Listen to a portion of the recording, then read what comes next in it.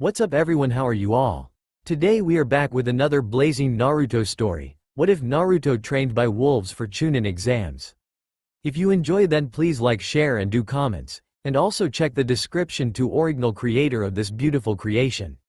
It was a dark and cold night when a 7-year-old Naruto left the Ichiruka, spelling, ramen bar. The full moon was shining brilliantly that night and he couldn't help but stare at its beauty. The wind blew past him when he realized how cold out it was. He ran and took a turn to take a shortcut through the park. It was really dark and hard to see, however his hearing was fine and the noise he heard scared him deeply. A howl echoed in the air and the sound of clawed feet could be heard on the sidewalk. Naruto turned around slowly when a set of red eyes greeted him. A wolf made its way forward growling menacingly. Step by step it came closer before it bent backwards to attack. Naruto didn't stay any longer, he immediately took off running frantically. He could feel the beast's breath on the back of his neck, its footsteps growing louder and louder. The trees whizzed by as he was making a break for the edge of the park. Naruto made a sharp right and regretted it instantly. Ahead of him was a dead end. He slowed down to turn around but a massive jaw clamped down on his right shoulder and shredded through it. He screamed out in intense pain as he fell to his knees. He made eye contact with the beast. Blue met red as his blood flowed freely from his shoulder. He was losing consciousness. The last thing he heard was a howl in the night air before finally blacking out. Naruto's eyes snapped open as he hopped to his feet ready to run. He blinked in confusion. Am I alive? He thought. He took off his shirt to look at his shoulder. A grotesque bite mark scar on his upper right chest and shoulder seemed to be the only indication that last night's events were real. He walked home slowly, putting last night behind him, deciding to keep the event to himself since he doubted anyone would care. Little did he know of the battle being fought inside of him. A massive black shadow in the shape of a wolf was banging its head fiercely against bars that appeared to be made of red chakra. The beast gave a loud howl into the dank sewer-like mindscape. This is certainly going to be an interesting life, said a large red fox from behind his own bars. The wolf gave another loud howl as it banged again against the red bars. Fight all you like, you aren't getting out. The fox gave a maniacal laughter as both he and the wolf faded out into the darkness of their container's mind. 5 years later, Naruto screamed out Sakura as a purple flame-covered hand knocked a young blonde back.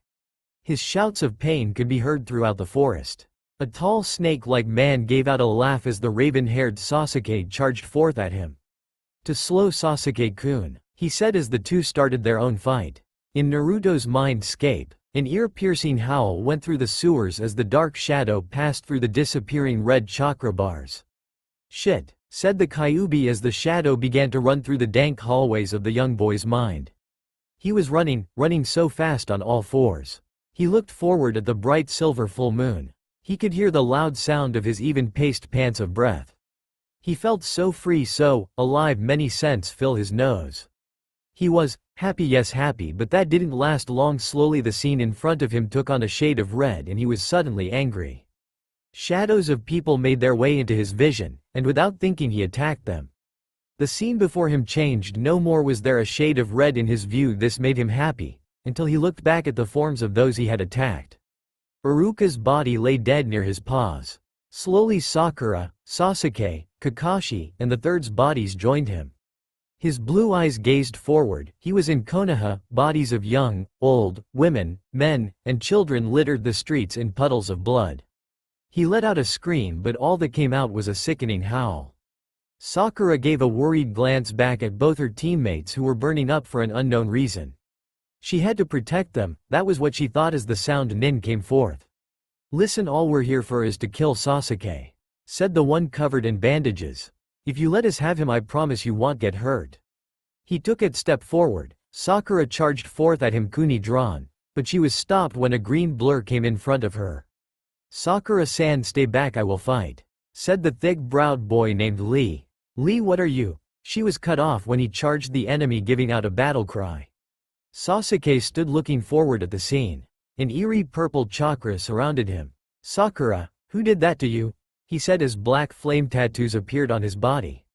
I did, stated one of the sound with a grin, but the grin didn't last long as Sasuke was instantly behind him, breaking his arm.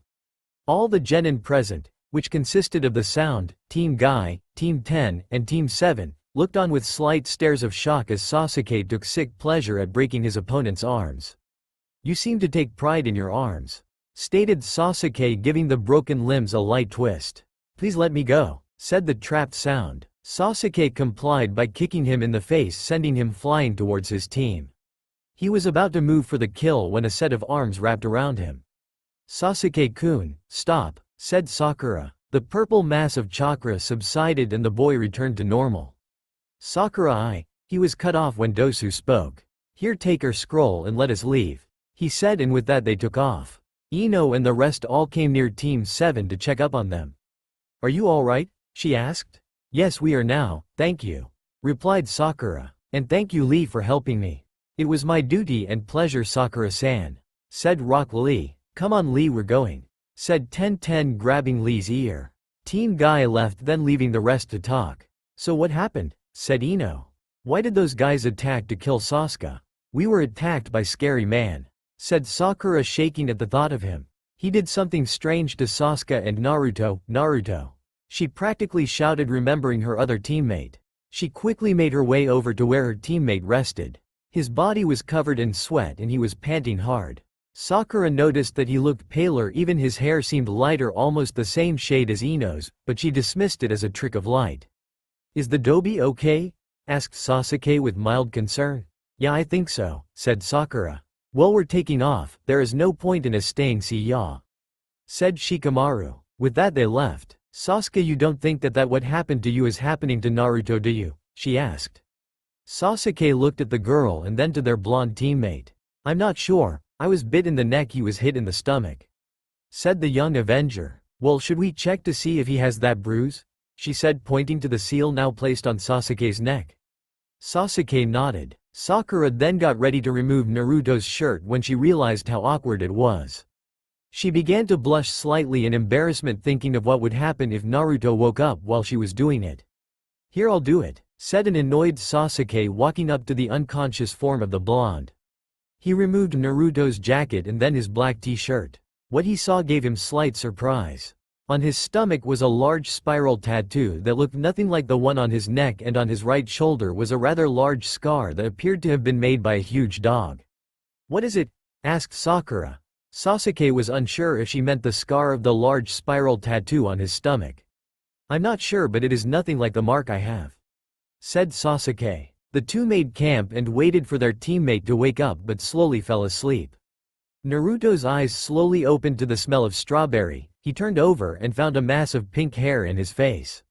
He got up and blushed when he saw it was Sakura. He noticed Sasuke was on the other side of her. "How long was I out?" he wondered. As he thought this, Sakura opened her eyes. "Naruto, you're okay," she practically shouted, which woke up Sasuke. "About time, Dobi, we were worried," he said. Naruto smiled at those words. "Worried we'd fail, that is." Sasuke recovered. "Shut up, Sasuke Teme," said Naruto. "Now calm down, you two," said Sakura, but Sasuke and Naruto were still giving each other death glares. "We have to move." They both agreed she was right, this wasn't the time or the place to be doing this. They had arrived, after a final battle with some mist nins, and some help from Kabuto, they had arrived at the tower. All the team members were physically exhausted, some more than others. They now waited in line for the Hokage to finish his speech. "You all did well to get here, I am very proud of." Naruto tuned him out, his mind was deep in thought like it had been all day. He couldn't explain it, but something felt different about him. It was at that time he remembered the dream he had had. Naruto, said a very pissed off Sakura. He blinked and looked up at her. "Yubaka, we have to clear the floor for the fighters." He gave her a questioning look but still followed her up to the balcony. He noticed Sasuke was fighting with some guy he didn't recognize. He leaned against the wall. He was unusually tired at the moment and had trouble focusing. His mind once again wandered to the events that had taken place. He blinked and looked down. Sasuke had won his match. So soon, he thought, and it continued like that with the rest of the fights, until finally. Uzumaki Naruto vs Inuzuka Kiba. "Alright, this will be easy, huh boy?" Kiba asked his faithful dog, who seemed to be hiding in his shirt for some reason. "What's wrong, Akamaru? You feeling okay?" The dog gave no response, it just dug deeper into his shirt. Is he scared of the dead last? He thought, staring up at Naruto, who hadn't moved from the balcony. No, couldn't be. If anything, he is scared of us. Everyone noticed Naruto wasn't acting like himself when he finally came down to fight. He was quiet and seemed to be deep in thought. His expression was unchanging as he stared at Kiba. Well, it seems Akamaru doesn't want to waste his time with you, so I'll fight you alone, said Kiba, getting into his stance. In truth, Kiba couldn't force Akamaru to fight, but no one had to know that. Come on, dead last, show me what you got. Kiba then took off in a burst of speed. Naruto stood still, wide-eyed. He could see Kiba perfectly, in fact better than perfectly. He seemed to be moving in slow motion. In fact, he was so surprised that he didn't move at all to dodge when Kiba hit him. Naruto was sent flying into a wall, making a small crater. You can call the match now, ref, it's over, he won't be getting up, said Kiba. Everyone took note in the sound of relief that was in his voice. I guess there was nothing to worry about, he is still weak, thought Kiba, until he turned around to hear Naruto getting up. What? Naruto stood up and smiled. I was caught by surprise, it won't happen again, Kiba, he said. Everyone looked on and Naruto with a little bit of shock. Naruto had plastered his fox grin on his face, but inside he was concerned. I didn't feel anything from that hit, what is going on? He thought. Kiba isn't that weak and I am not that strong, so what is it? Naruto brushed the ruble off of him as Kiba came charging forth. He was moving even slower than last time. Without realizing it, Naruto made his hand into a similar position as Kiba's, with his fingers sticking out like claws. Kiba thrust his hand forward at Naruto's heart. Before anyone could see, Naruto had his hand up. All his fingers were perfectly aligned in top off Kiba's. The dog boy was stopped in his tracks. Everyone's eyes were wide with shock as Kiba's fingers seemed to fall out of their sockets, broken. He gave a roar of pain and was on his knees. Naruto stared at his own hand, which was unharmed. That move took a lot of skill, observed all the ninja present. Kiba rose to his feet, ready fight, when a barking sound was heard in the distance. Kiba turned around with his eyes wide.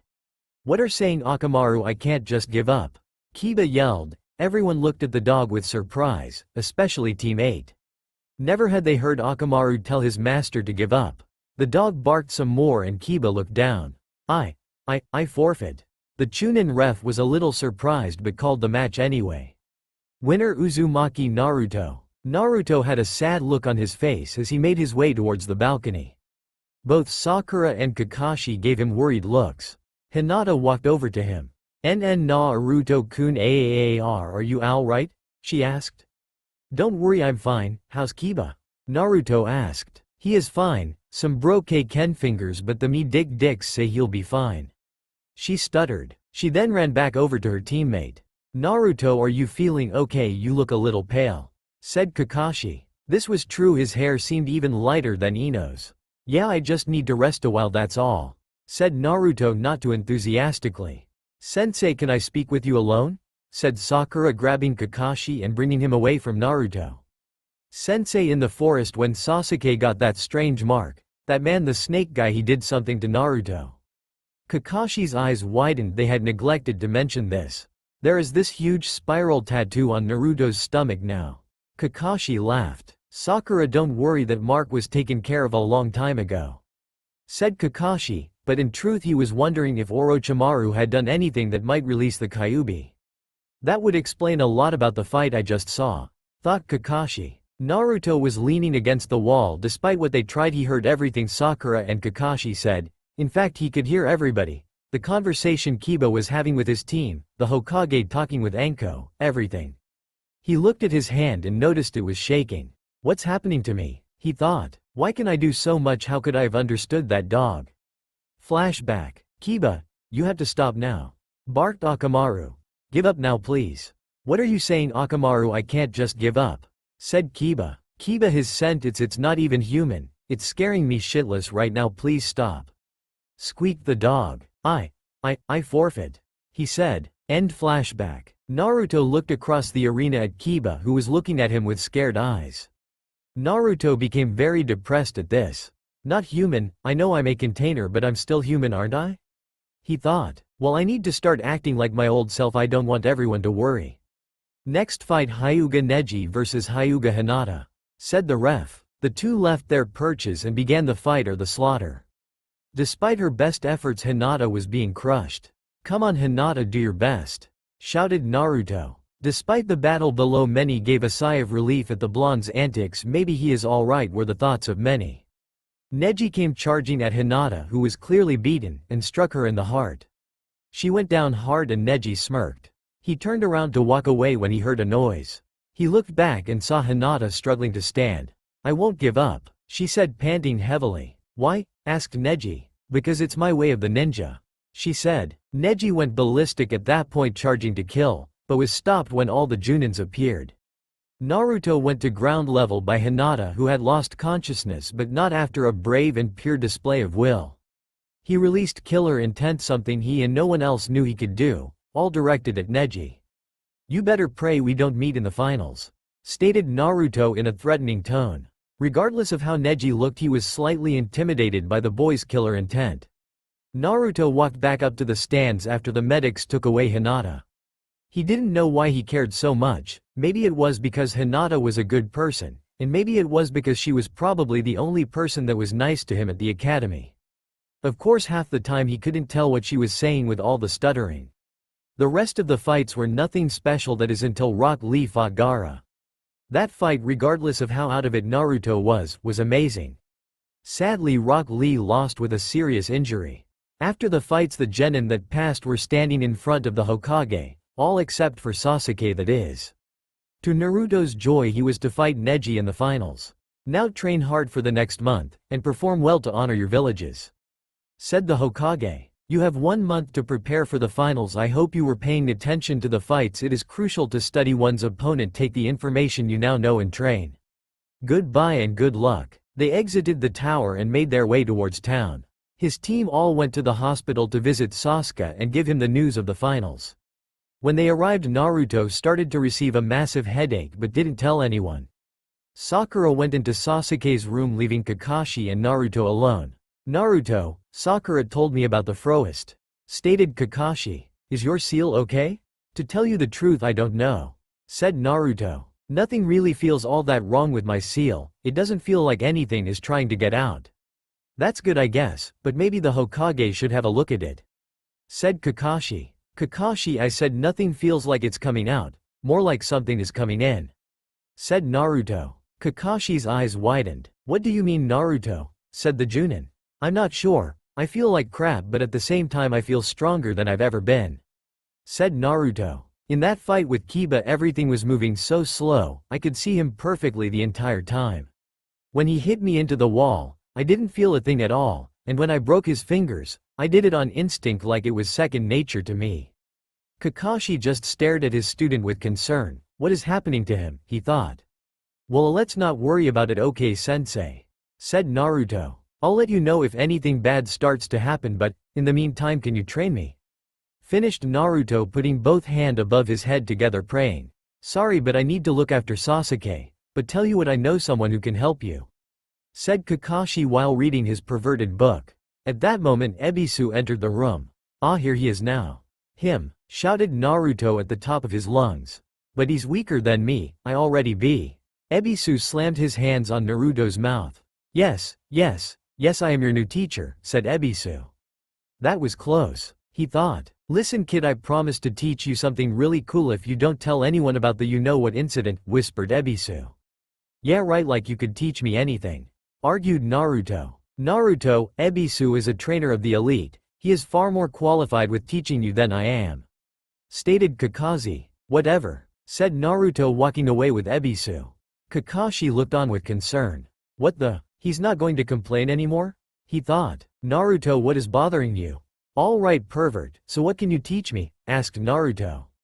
Ebisu pushed up his glasses and began to walk on the water under the bridge they were on.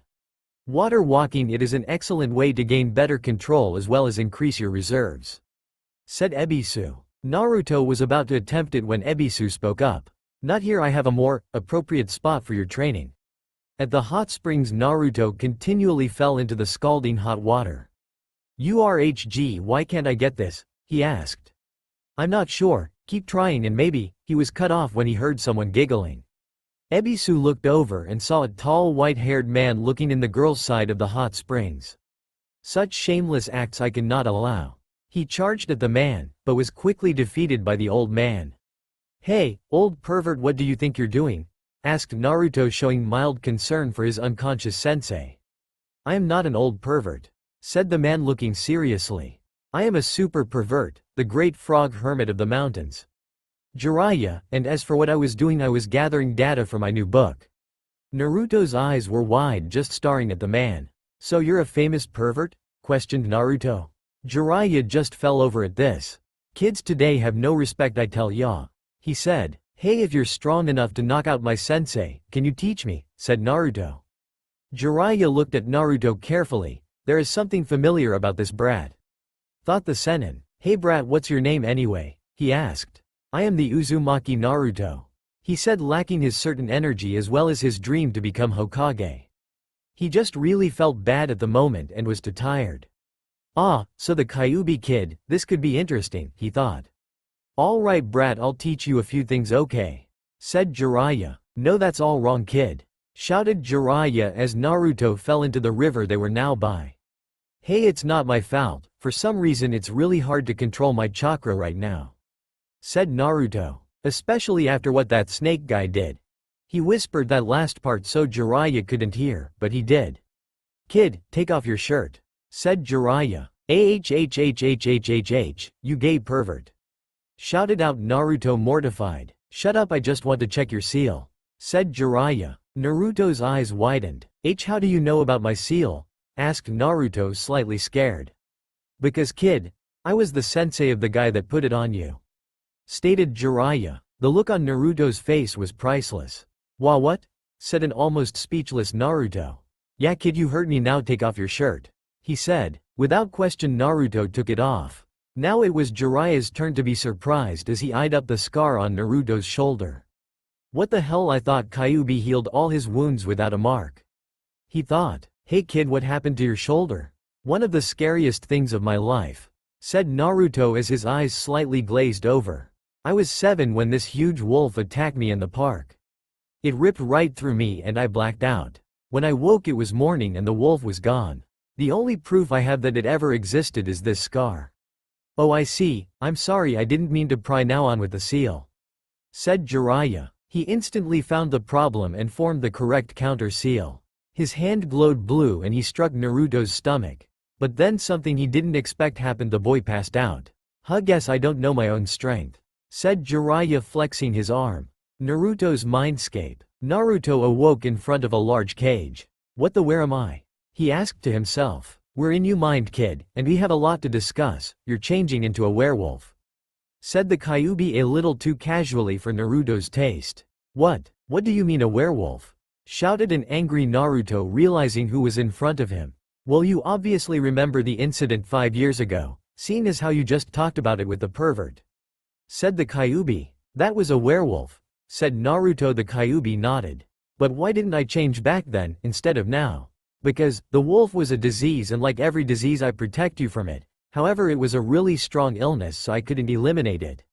So I sealed it up with my chakra," he said. "But when that snake man placed the other seal on you, you were separated from my chakra and thus the disease was released." "But you can seal it up again, can't you?" said Naruto. "I'm afraid not kid. Last time I got to it before it spread, now it's already a part of you," said the Kyuubi. "You'll change tonight when the moon is full, and though I don't have a problem with this part, you might. You see, you will kill all those precious to you." What do you mean?" said Naruto, shocked. "Do you remember that dream you had a few nights ago kid?" asked the Kyuubi. Naruto nodded. "Well, everyone that you saw dead in that dream are the people you are going to kill." "But I killed the whole village in that dream," said Naruto. "Yep, for reasons I can't fathom you consider this whole village precious to you," said the Kyuubi. "Now since I'm sure you will do something noble like take your own life before you kill everyone, thus ending mine, I have a solution, but it will be painful." Naruto looked at the fox with hope. "What is your solution?" he asked. "Well, before I tell you, I am going to give you a little history lesson on werewolves," said the Kyuubi. "You see, they are lower forms of demons that spread to the humans. The reason why a werewolf is forced to kill his loved ones when he transforms is sort of like a rite of passage. Once their blood is on your fangs, you would have complete control over your wolf half and transform at will. But I can seal off a part of you when you transform. Naruto nodded. The effects of doing this is as follows. 1. When you release the seal I give you, you can't transform at any time but only have control so long as your will remain strong. And let me tell you, in your transformed state it is going to be hard to keep your head straight. 2. Every night of the full moon the seal will prevent you from transforming and killing everybody, but you will suffer a pain like no other while this is going on. 3. If you lose control of your emotions the seal will loosen and you will start to turn without control. These are the setbacks, kid, but the rewards of being a lower demon like a werewolf are great. You can switch between human, wolf, and wolf hybrid, wolf that stands on 2 legs and has hands, whenever. Your natural strength, speed and senses will increase tenfold. Plus your appearance will change slightly, most notable is your hair. The color of your hair is the color of your fur, understand? Yes, said Naruto. Good, now you might want to tell this Jiraiya, he may be able to help you. Said the Kyuubi. Jiraiya was getting a little concerned for the boy.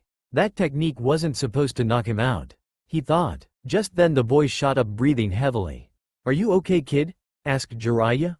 Jiraiya, I just met Kyuubi, said Naruto. Jiraiya jerked back at this. He nearly passed out when Naruto explained that he was a werewolf, and that the Kyuubi is helping. Well, if anything I'll stay with you tonight and watch your transformation to make sure nothing gets out of hand, said Jiraiya. Okay, thank you, Jiraiya, said Naruto. Jiraiya was taken aback by this. Is he scared? Wondered Jiraiya. Sasuke was panting fiercely as he stared at the lazy opponent in front of him. It was getting dark. Try again, Sasuke, then we'll work on the speed required for the technique, said Kakashi. He charged chakra into his hand, turning it into electricity for 10 seconds before it went away. Good, again. Sakura and Ino were on their way back from the hospital after learning that Sasuke wasn't there. They gazed up at the beautiful silver full moon in the sky. It was truly a magnificent sight. There was something magical and symbolic in a full moon. It had started. The pain of the transformation was very intense for Naruto. His face instantly popped forward, turning into a wolf's. His body doubled in size and his cloth shredded. Jiraiya was unsure if he should be impressed or terrified. The muscles grew on the boy and slowly his entire body was covered in white fur. No more was the seal on his belly. Instead it seemed to switch into an intricate pattern of black fur on his forehead. Once the transformation was complete the wolf stood tall and gave out a loud howl before turning to Jiraiya. The creature bowed down as a mass of red chakra began to surround his neck, slowly condensing inward. It then began to take solid shape and the final form was that of a small silver cross on a necklace. The body of the wolf seemed to burn when it came into contact with the necklace. Slowly it began to turn back into the boy it was. After it was over, a young boy laid unconscious in front of him. He looked a lot different, that was for sure. The boy now had long white hair spiked up, like Virgil from Devil May Cry 3 or that one captain with the ice sword in Bleach. His baby fat was non-existent, all that was there was lean muscle. But he was still not overly built. Well, this will certainly turn out interesting, Naruto, said Jiraiya to the unconscious boy in front of him. Naruto woke to the smell of fried fish. He turned his head and saw a white-haired man cooking over a fire. Jiraiya, how long was I out? Asked Naruto. Just the night, kid, he replied. Naruto got up and looked down at himself. His clothes were completely shredded. You may want to buy yourself some new clothes a little later. Naruto began to eat the fish in front of him by the mouthful. It was really good and he was extremely hungry. Everything was going fine until a certain voice spoke in his head. Hey kid, how's it going? Said the Kyuubi. Naruto spit out all his food as he began to choke and cough. Kyuubi, he shouted, scaring Jiraiya. Where are you? In your head, kid, you don't have to shout, I can hear you just fine if you think it, said the fox. But how? Asked a nervous Naruto. I decided to do a little something extra while I was sealing off the wolf. It's not all that bad now, we can talk whenever I want, he said cheerfully. Are you serious? Just great, now I got a fox in my head, said Naruto. Oh well, guess you could at least make yourself useful and help me train. Whatever, now listen and listen good, said the fox. Since you are my vessel and now a lower demon, I expect you to find something else to wear than that atrocious orange jumpsuit.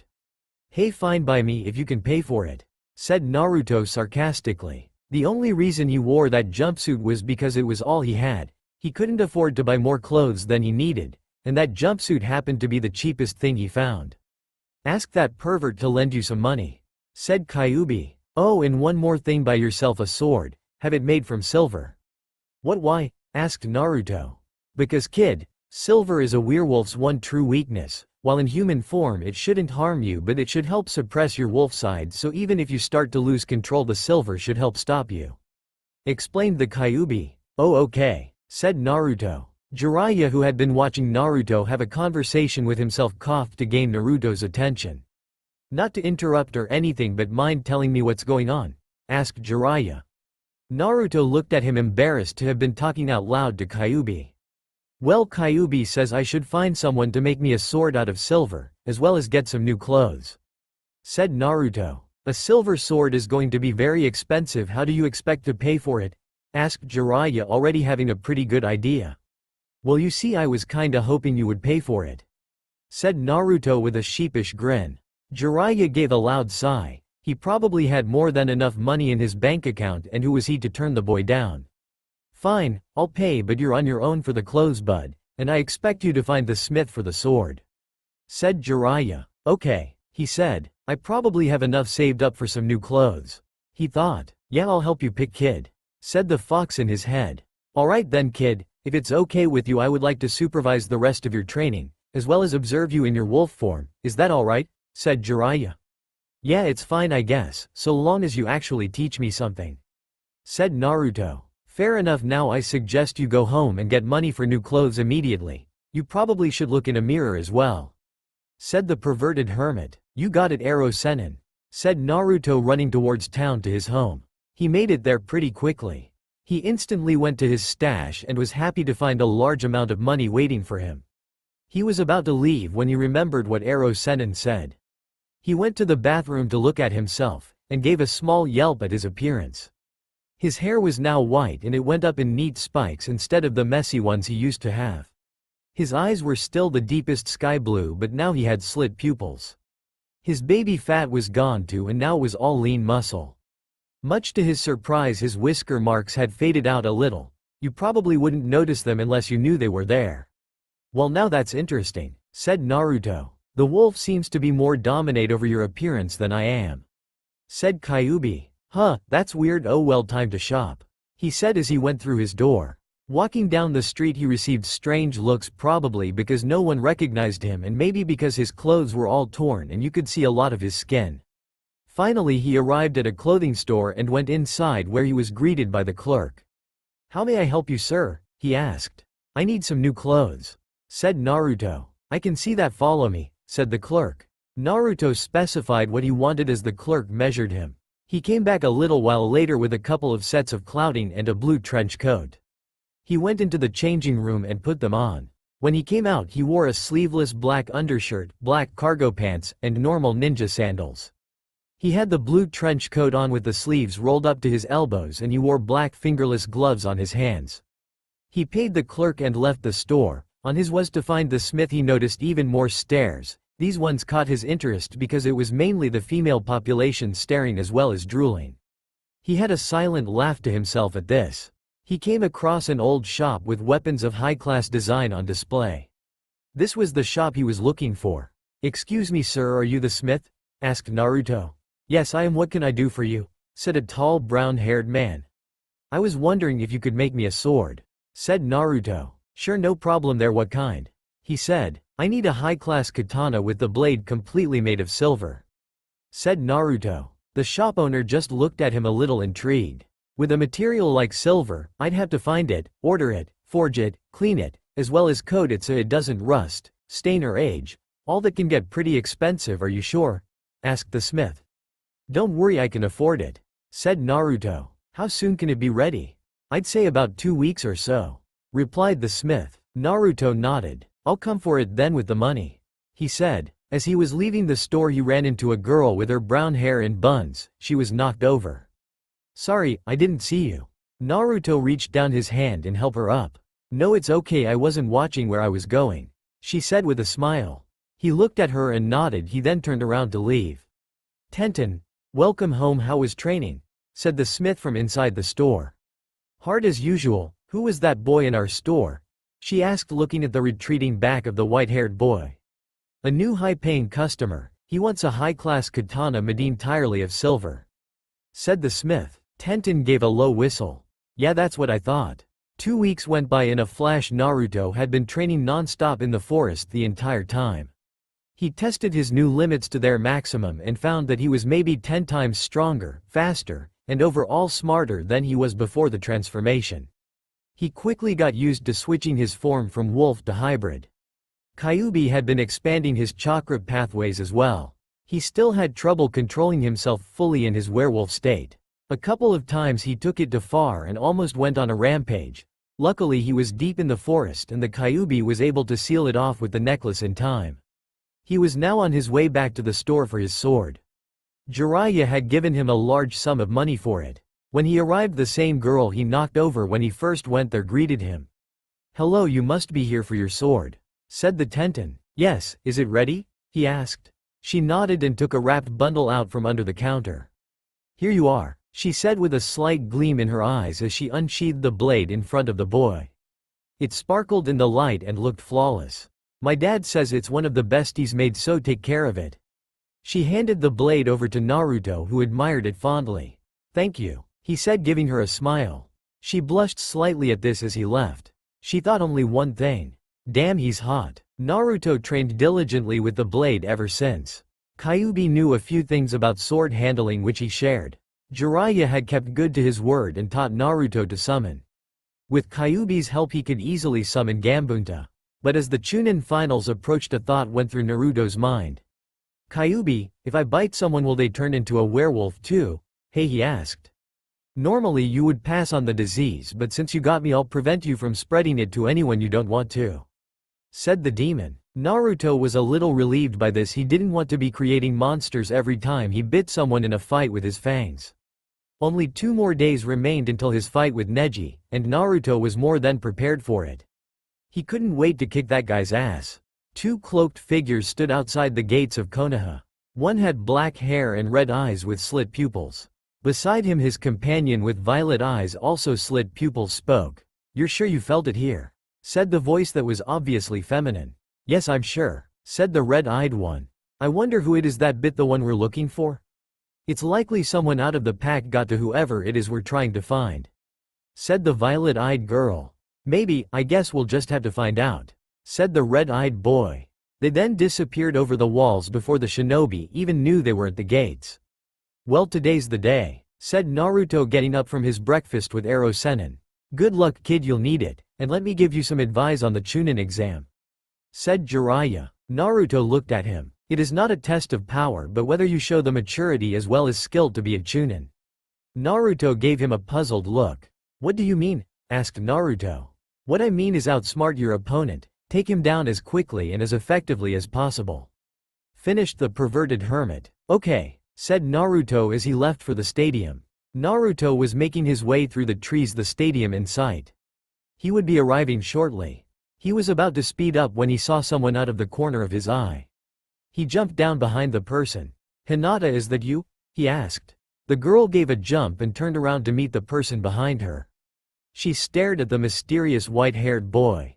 "Yes, I am Hinata. Who are you?" she asked curiously to the strange boy. Even though he seemed nice, he looked rather intimidating. She couldn't read his face. "Are you serious? It's me, Naruto," he said. She looked really shocked and disbelieving at him. "What? Naruto has blonde hair, and he looks a lot different than you," she accused. "Yeah, well, I went through some changes in my training, but I don't think I'm that different," said Naruto. Hinata gazed into his eyes and saw the same determination she always admired, and upon closer inspection she noticed faded whisker marks. "Whoa, Naruto, you've changed a lot," she said. "Yeah, I guess, but anyway, how are you? I didn't get the chance to see you in the hospital. Are you all right now?" he asked. She nodded. "Occasionally I will have a little coughing fit, but other than that I am fine," she said. "That's good to hear. Are you on your way to the stadium?" said Naruto. "Yes, I am. Good luck," she said. "Thanks. Well, I got to get going. Just wanted to stop and see if you were doing all right." he said as he turned around to leave. You know it's a lot easier to talk to you now that you don't stutter. Hinata blushed at that and he left. I didn't even realize I had stopped. She thought. He's gotten even cuter. The arena was filled with spectators, the entire village was there, as well as many of the feudal lords. They all waited for the fights to start. Many had come specifically to see the last Uchiha fight. Near the front row 2 cloaked figures sat watching the events with mild interest. Do you sense him? Asked the female.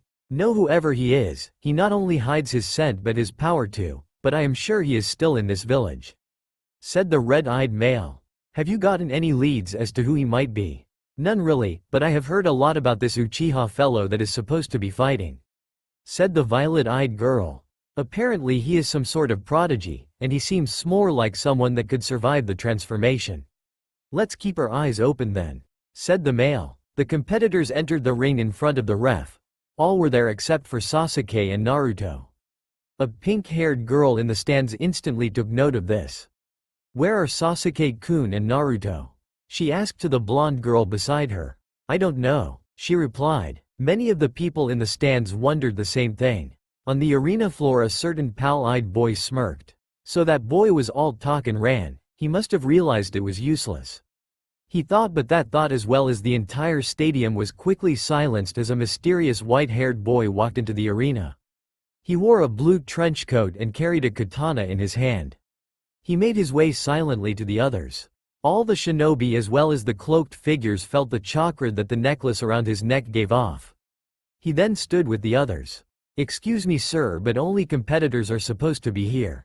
Said the ref. I know that, I am a competitor, I'm Uzumaki Naruto. Said the stranger. The arena was so quiet at the time that everyone in the stands heard his declaration. The Hokage in the stands looked at the boy and was about to have him removed when a poof came from beside him. On his left he saw his former pupil Jiraiya. Jiraiya, what are you doing here? Asked the Hokage. Just came to inform you that the person down there is Uzumaki Naruto, he was with me and I saw him change.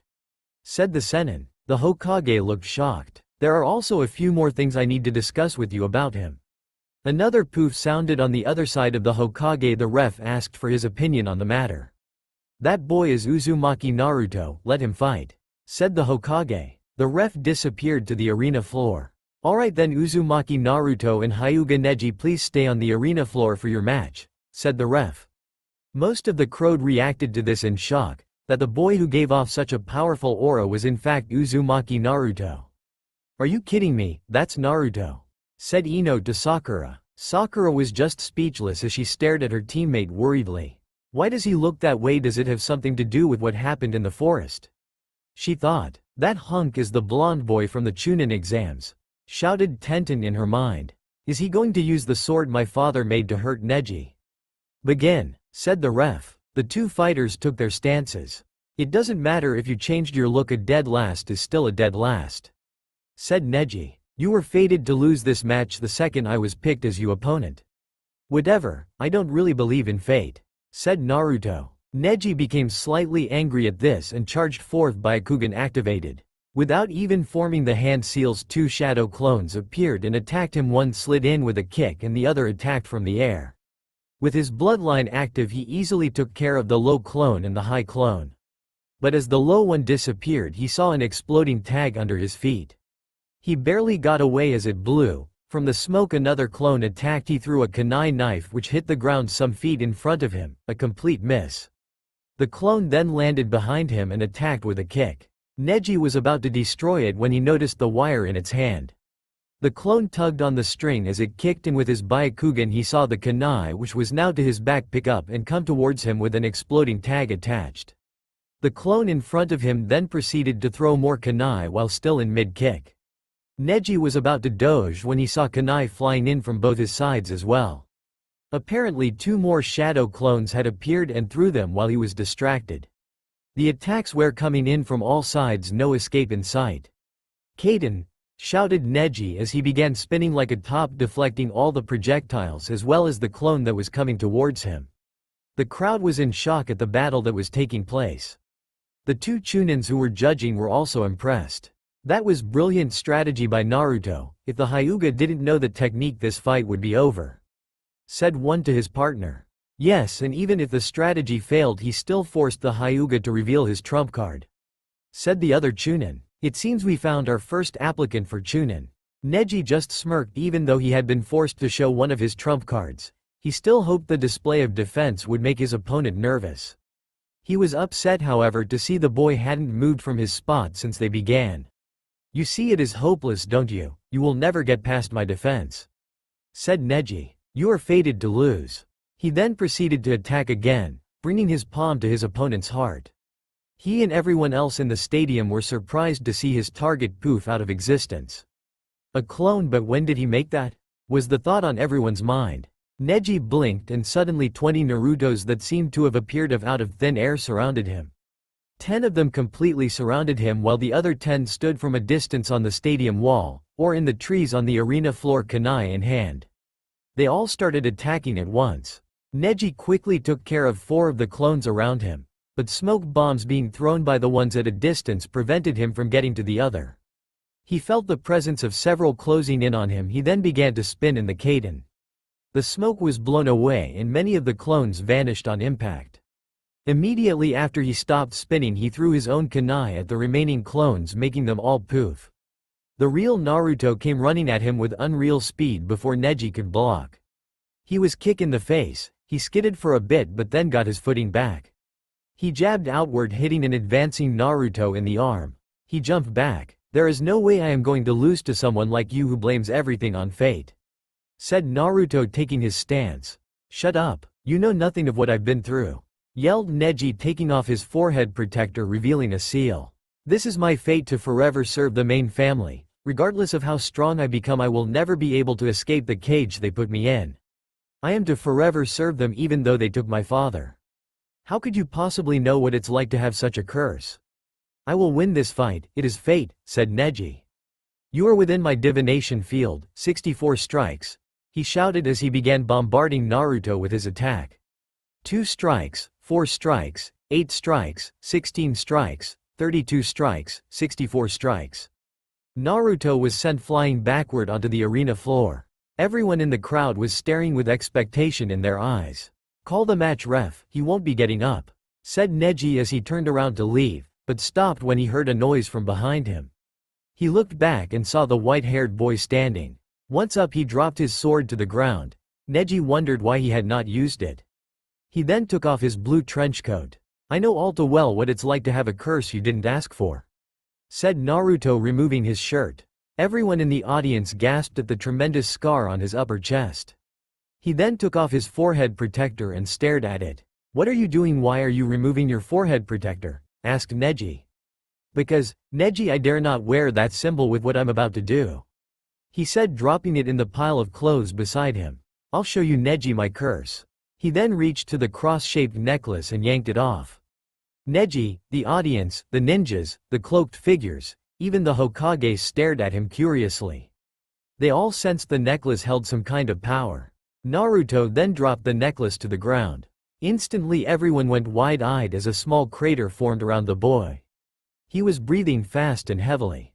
Everyone jumped as they saw his clothes shred and his body start to change. He gave a low growl as he grew a dazzling white coat of fur. His body doubled in size and Neji could only stand still in fright as he took the form of a wolf. When he was done, he let out a fierce howl that shook the whole arena. Neji was completely paralyzed with fear. The wolf stared at him with blue eyes and disappeared in an instant. Neji was slammed into the wall by the force of the blow but remained standing. It could be because he was hit straight up before he had time to fall down. The wolf hybrid appeared beside him in the air and kicked him to the ground. He bounced as he skidded on the ground. He got up slowly to see the monster running towards him. He out of instinct thrust his hand out to hit the beast, but it changed into a complete wolf, thus putting it under his strike. It bit onto his arm and kicked up off the ground, turning Neji's arm with its teeth. As the wolf was above him, it changed back into the hybrid form. It did a back flip and kicked Neji in the jaw, sending him upward at an unbelievable height above the crowd. The audience watched as the beast turned back into the wolf form and ran up the side of the wall at shocking speed that many couldn't follow. It jumped from the top of the wall outward, placing it above Neji. It turned back into the hybrid form. Everyone gasped as the sky turned pitch black, and the sun turned to a full moon. The hybrid came down and hit the Hyuga in both arms and legs, before grabbing him and bringing him crashing to earth.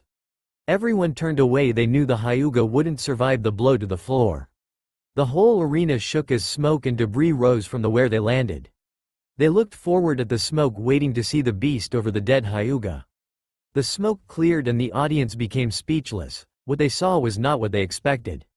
The wolf stood in the center of the crater he had just created, holding Neji in his clawed hand. He had not finished the attack. He never slammed him down into the ground, which would have finished Neji off. The hybrid let go of Neji, who fell to his knees staring at the monster with shock. He couldn't move his arms or legs. They were numb, most likely out of the joints. The wolf then walked over to the pile of clothes that were his and picked up the silver cross necklace. Everyone took note that when the beast touched it, it appeared to burn his hand as steam rose from it. The creature gave a low growl as he put the necklace on. The form shrunk back to the handsome white-haired boy. His pants were completely shredded but still enough covered. He put on his trench coat, effectively covering him. "I won, Judge. He won't be able to move for a while," he said, facing the ref. What was that thing?" asked Neji on his knees. The whole crowd was silent, waiting for Naruto to speak. "We all carry a curse, Neji, some of us more than others," said Naruto. "The only difference between you and me is I fight my curses with everything I have." The boy walked away without looking back, leaving a stunned crowd behind him. "It's him, he's the one we were looking for," said the female cloaked figure. "Brother, did you see his power was?" "Yes, I saw. We can't make our move now. There is something different about him," said the red-eyed male. "We should leave and get the pack, then observe him." The girl looked shocked. "The whole pack," she said. "You saw his power. He was holding back. He is a white fur, the rarest of the rare, and more or less he's an alpha," said the red-eyed male, gritting his teeth. Sakura was scared out of her mind right now. What happened to him? Why is he so different? What was that thing? She thought his words still played in her head. "We all carry a curse, Neji, some of us more than others. The only difference between you and me is I fight my curses with everything I have." "Naruto, what's happened to you?" she thought, once again seeing the retreating form of the white-haired boy. "Jiraiya, you have some explaining to do," said the Hokage. His former student sighed. "I don't fully understand it myself, but apparently Naruto has become a werewolf," said Jiraiya. "That scar on his upper chest was where he was bitten some years ago. Apparently when Orochimaru engaged his team in the forest, the wolf was released." I see this will be a problem. People will think it is the work of the Kyuubi," said the Hokage. "Yes, it will be, but for now enjoy the fights. I have some business to attend to," said Jiraiya, grinning like a pervert. He then disappeared in a poof of smoke. The cage let out a sigh. "Is something wrong?" asked the Hokage, noticing the mont's actions. "No, it is nothing," said the cage. "That was close. I don't think I could have taken both the third and Jiraiya," thought Orochimaru, disguised as the cage. "But still, what an interesting turn of events. Naruto-kun is a werewolf. This may require some research." Naruto made his way up the steps, holding his shirt and sword in one hand, to join the other competitors. He was scared at what Shikamaru would say. Despite if they never really hung out, he still considered him a friend because he was nice to him during the academy days. He slowly ascended the steps, but stopped. Something wasn't right. He could smell it. He turned around to see the red-headed sand nin Gaara staring at him. "Uzumaki, Naruto, my mother wants your blood," said Gaara. Sand slowly came out of his gourd. He was about to step forward when he was stopped. Naruto observed a shadow attached to Gaara's. "Success," said Shikamaru, stepping from the shadows. The sand around Gaara kept moving and went for Shikamaru. Naruto quickly acted and unsheathed his blade. He cut through the sand with ease as it burst onto the floor. Shikamaru released his hold on Gaara. "This isn't over, Uzumaki. Mother still wants your blood," said Gaara, disappearing in a swirl of sand. "Hey, you okay, Naruto?" asked Shikamaru. Naruto gave him one of his fox grins, which he still was unaware looked scary with his new look, but all the same is relieved Shikamaru. "Yeah, I'm fine, you Shikamaru," said Naruto, noticing Shikamaru give out a sigh of relief. "He was scared of me." "Can you blame him?" said the Kyuubi. "I am fine as well, Naruto. I think we should get back with the others," he said. Naruto nodded. The two began to walk towards the waiting area with each other. But Naruto noticed how tense Shikamaru still seemed. "Shikamaru, are you scared of me?" asked Naruto, already knowing the answer but was surprised by what happened next. "No, not at all. Being scared of someone like you would be far too troublesome." SSID Shikamaru. "No, what scared me was that Gaara kid. By the way, thanks for helping me out." Naruto just looked at him very happily.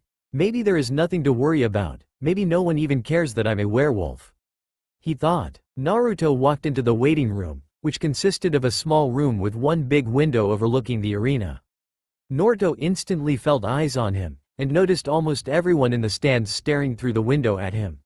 Spoke too soon, he thought. He noticed that both the ninja from the sand were giving him awkward stares. Is he a monster like Gaara? Thought Kankuro. He bears the same fate as Gaara, doesn't he?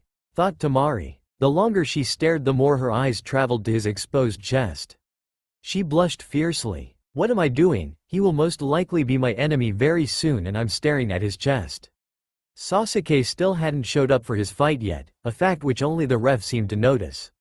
Everyone in the crowd was just as scared and shocked about the last fight to notice anything at the moment. The ref teleported to the Hokage. "Hokage-sama, the Uchiha still hasn't arrived yet, what should I do?" he asked. "Go to the next match, we will wait for him," said the Hokage, not giving it much thought. The ref went to the arena floor with a poof. "Next match, Nara Shikamaru vs Temari," he said. The two went down to the arena floor and began their match. More or less it was a great match. Shikamaru proved to be a brilliant strategist as he backed Temari in a corner. He technically won the match, but he gave up saying he was too low on chakra. The two Chunin judges both were smiling. "Looks like we have another Chunin to sign up," said one. The other just nodded. Kankuro forfeited his match to Shino, and finally Sasuke showed up with Kakashi just in time for his match. Naruto, who had been on the arena floor to help Shikamaru back to the stands, greeted him. "So the great Uchiha decides to grace us with his presence," said Naruto jokingly. "What kept you, Sasuke Teme?" "I'm sorry, do I know you?" asked Sasuke to the person with an eyebrow raised.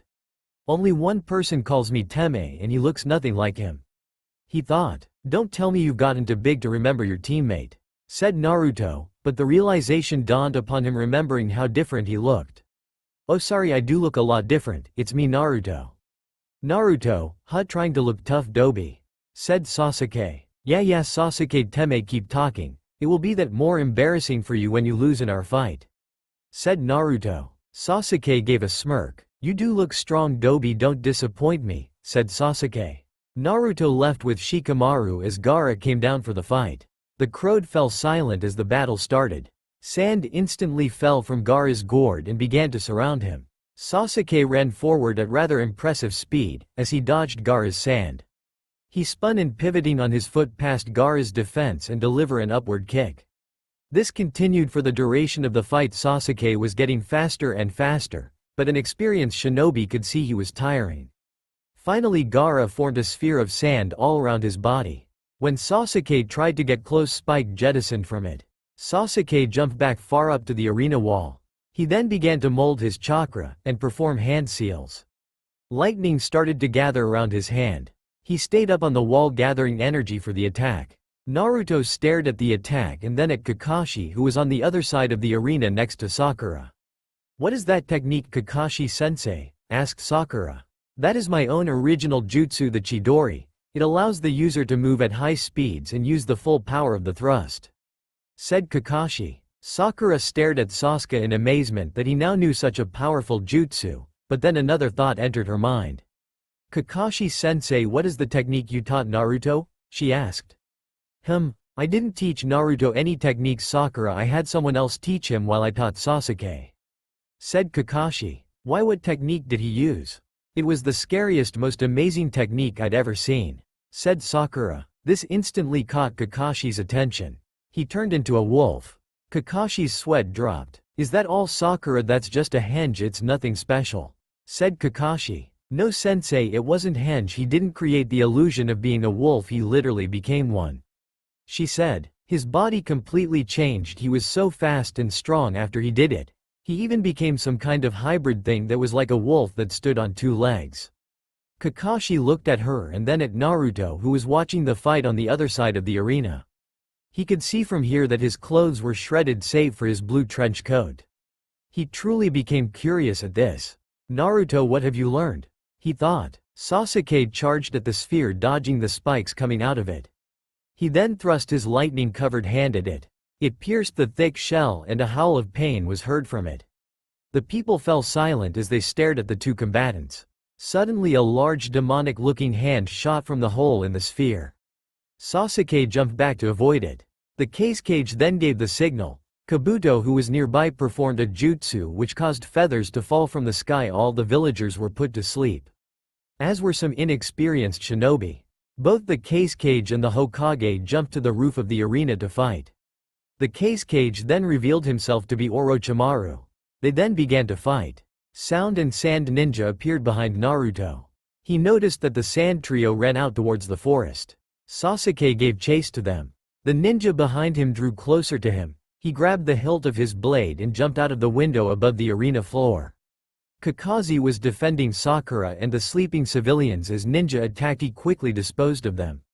He saw Naruto jump from the room he was in and 3 Chunin level of both Sound and Sand jump out after him. He was about to go help when he saw his student hold his sword. He looked into Naruto's sky-blue eyes, which seemed more icy as he expertly unsheathed his sword.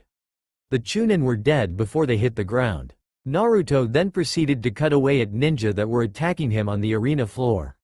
He danced with his sword in beautiful rhythm, each step flawless. It was a dance of death as blood flowed from enemies.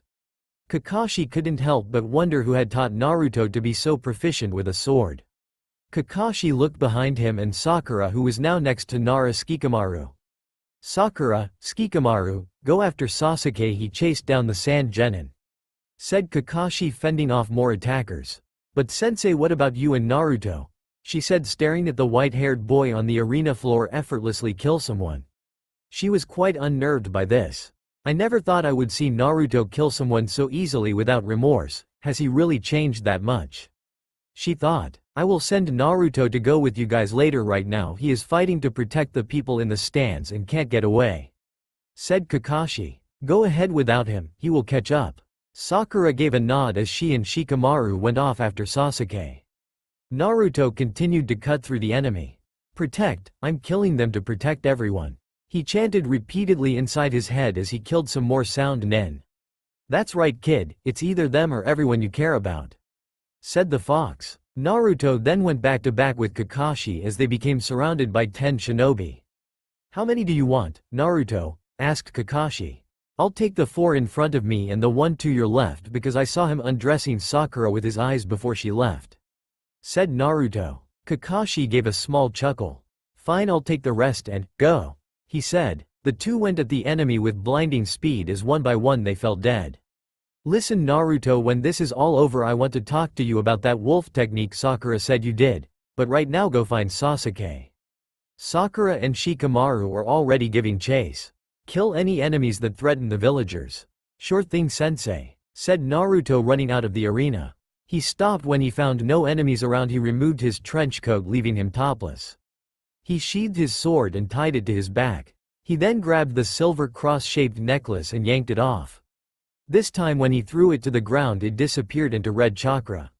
He instantly went to his full wolf form. He stood on all fours with his sheathed sword tied to his back. He looked like some sort of ninja dog, wolf. He then ran at god-like speed towards the scent of his comrades.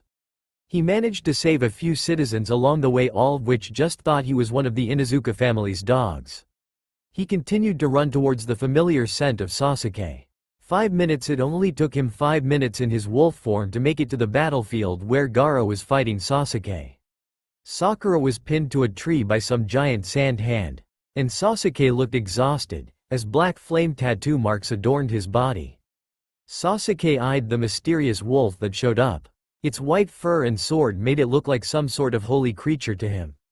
The spiral mark of black fur that was on the creature's forehead showed that this was indeed no ordinary wolf. Uzumaki, is that you? Mother wants blood, come give me that delicious wolf blood of yours, said a crazed monster that had once been Gaara. Naruto. That can't be Naruto, it's clearly a real wolf, thought Sasuke. Naruto eyed the surroundings. Sakura was pinned, and not too far from her was Temari hiding from Gaara. Sasuke was a couple of feet away from Gaara. As for Gaara himself, he seemed to be ignoring Sasuke and coming for him. The wolf jumped to the side to avoid the huge sand claw that crashed into the tree limb that he was just standing on.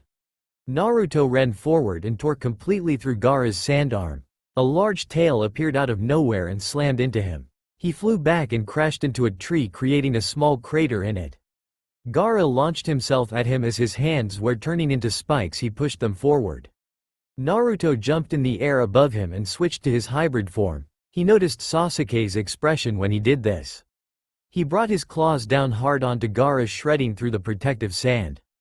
Gaara gave a sickening howl of pain. Suddenly Gaara began sucking in air as mouths appeared all over his body. He then blasted the concentrated air current at Naruto. Naruto jumped over it and noticed it going towards the sand nen. Naruto didn't know why, but he noticed by looking into Temari's eyes that she didn't deserve to die here. He rushed towards her and grabbed a hold of her just in time to get out of the way of the air current. She was surprised that he had saved her. He placed her down by Sasuke and continued his fight with Gaara. Naruto gathered tons of chakra into his claws. He was currently flying through the air towards Gaara. He slashed the air and a blade of pure energy shot from his claw, cutting through Gaara. Gaara shouted out in pain again, this time though his sand rose like a mountain and surrounded him. No longer was he the size of men, he was above the trees. Heck, he was above the Hokage monument at this point. More sand rushed towards Naruto. He jumped into the air and in his hybrid form started to perform some seals. Kyucho's number jutsu, said Naruto in a more beastly voice. Instantly he was on top of the head of a giant frog. Gamabunta, I need your help. It would seem so, kid, don't worry, I'm on it, said Gamabunta. And when this is all over we are having a drink, and I don't care if you're underage, you're mature enough for it. Gamabunta shot forth and spit several water balls out at Gaara. He did his best to block, but it was obvious that he was hurt. He threw his sand arm out at the pair. Gamabunta took his large dagger and chopped through it. But the resistance the arm put up caused Gamabunta to drop his dagger. The fight continued on and the landscape was being changed drastically. Naruto hanged Gamabunta into a fox and clinked onto Gaara. Naruto then jumped on the gained sandhead and punched Gaara in the face, with all his force. Gaara was blown back as the giant sand body collapsed. Gamabunta disappeared, having used all of his chakra. Naruto was panting heavily on top of a tree, so was Gaara. They both charged and delivered their last punches. They both landed on the ground hard. A circle of red chakra appeared around Naruto's neck, as it started to make the necklace. Time to change back, kid. You're getting tired and I can feel you losing yourself, said Kyuubi. Naruto gave a shout of pain as the necklace burned his skin. He was unable to hold his pain in like he had Neji's fight because he was so exhausted. Once he changed back, he crawled over to Gaara to end the fight. Why do you push yourself? Asked Gaara. It's obvious you are being put through a lot of pain, so why hurt yourself even more to help them?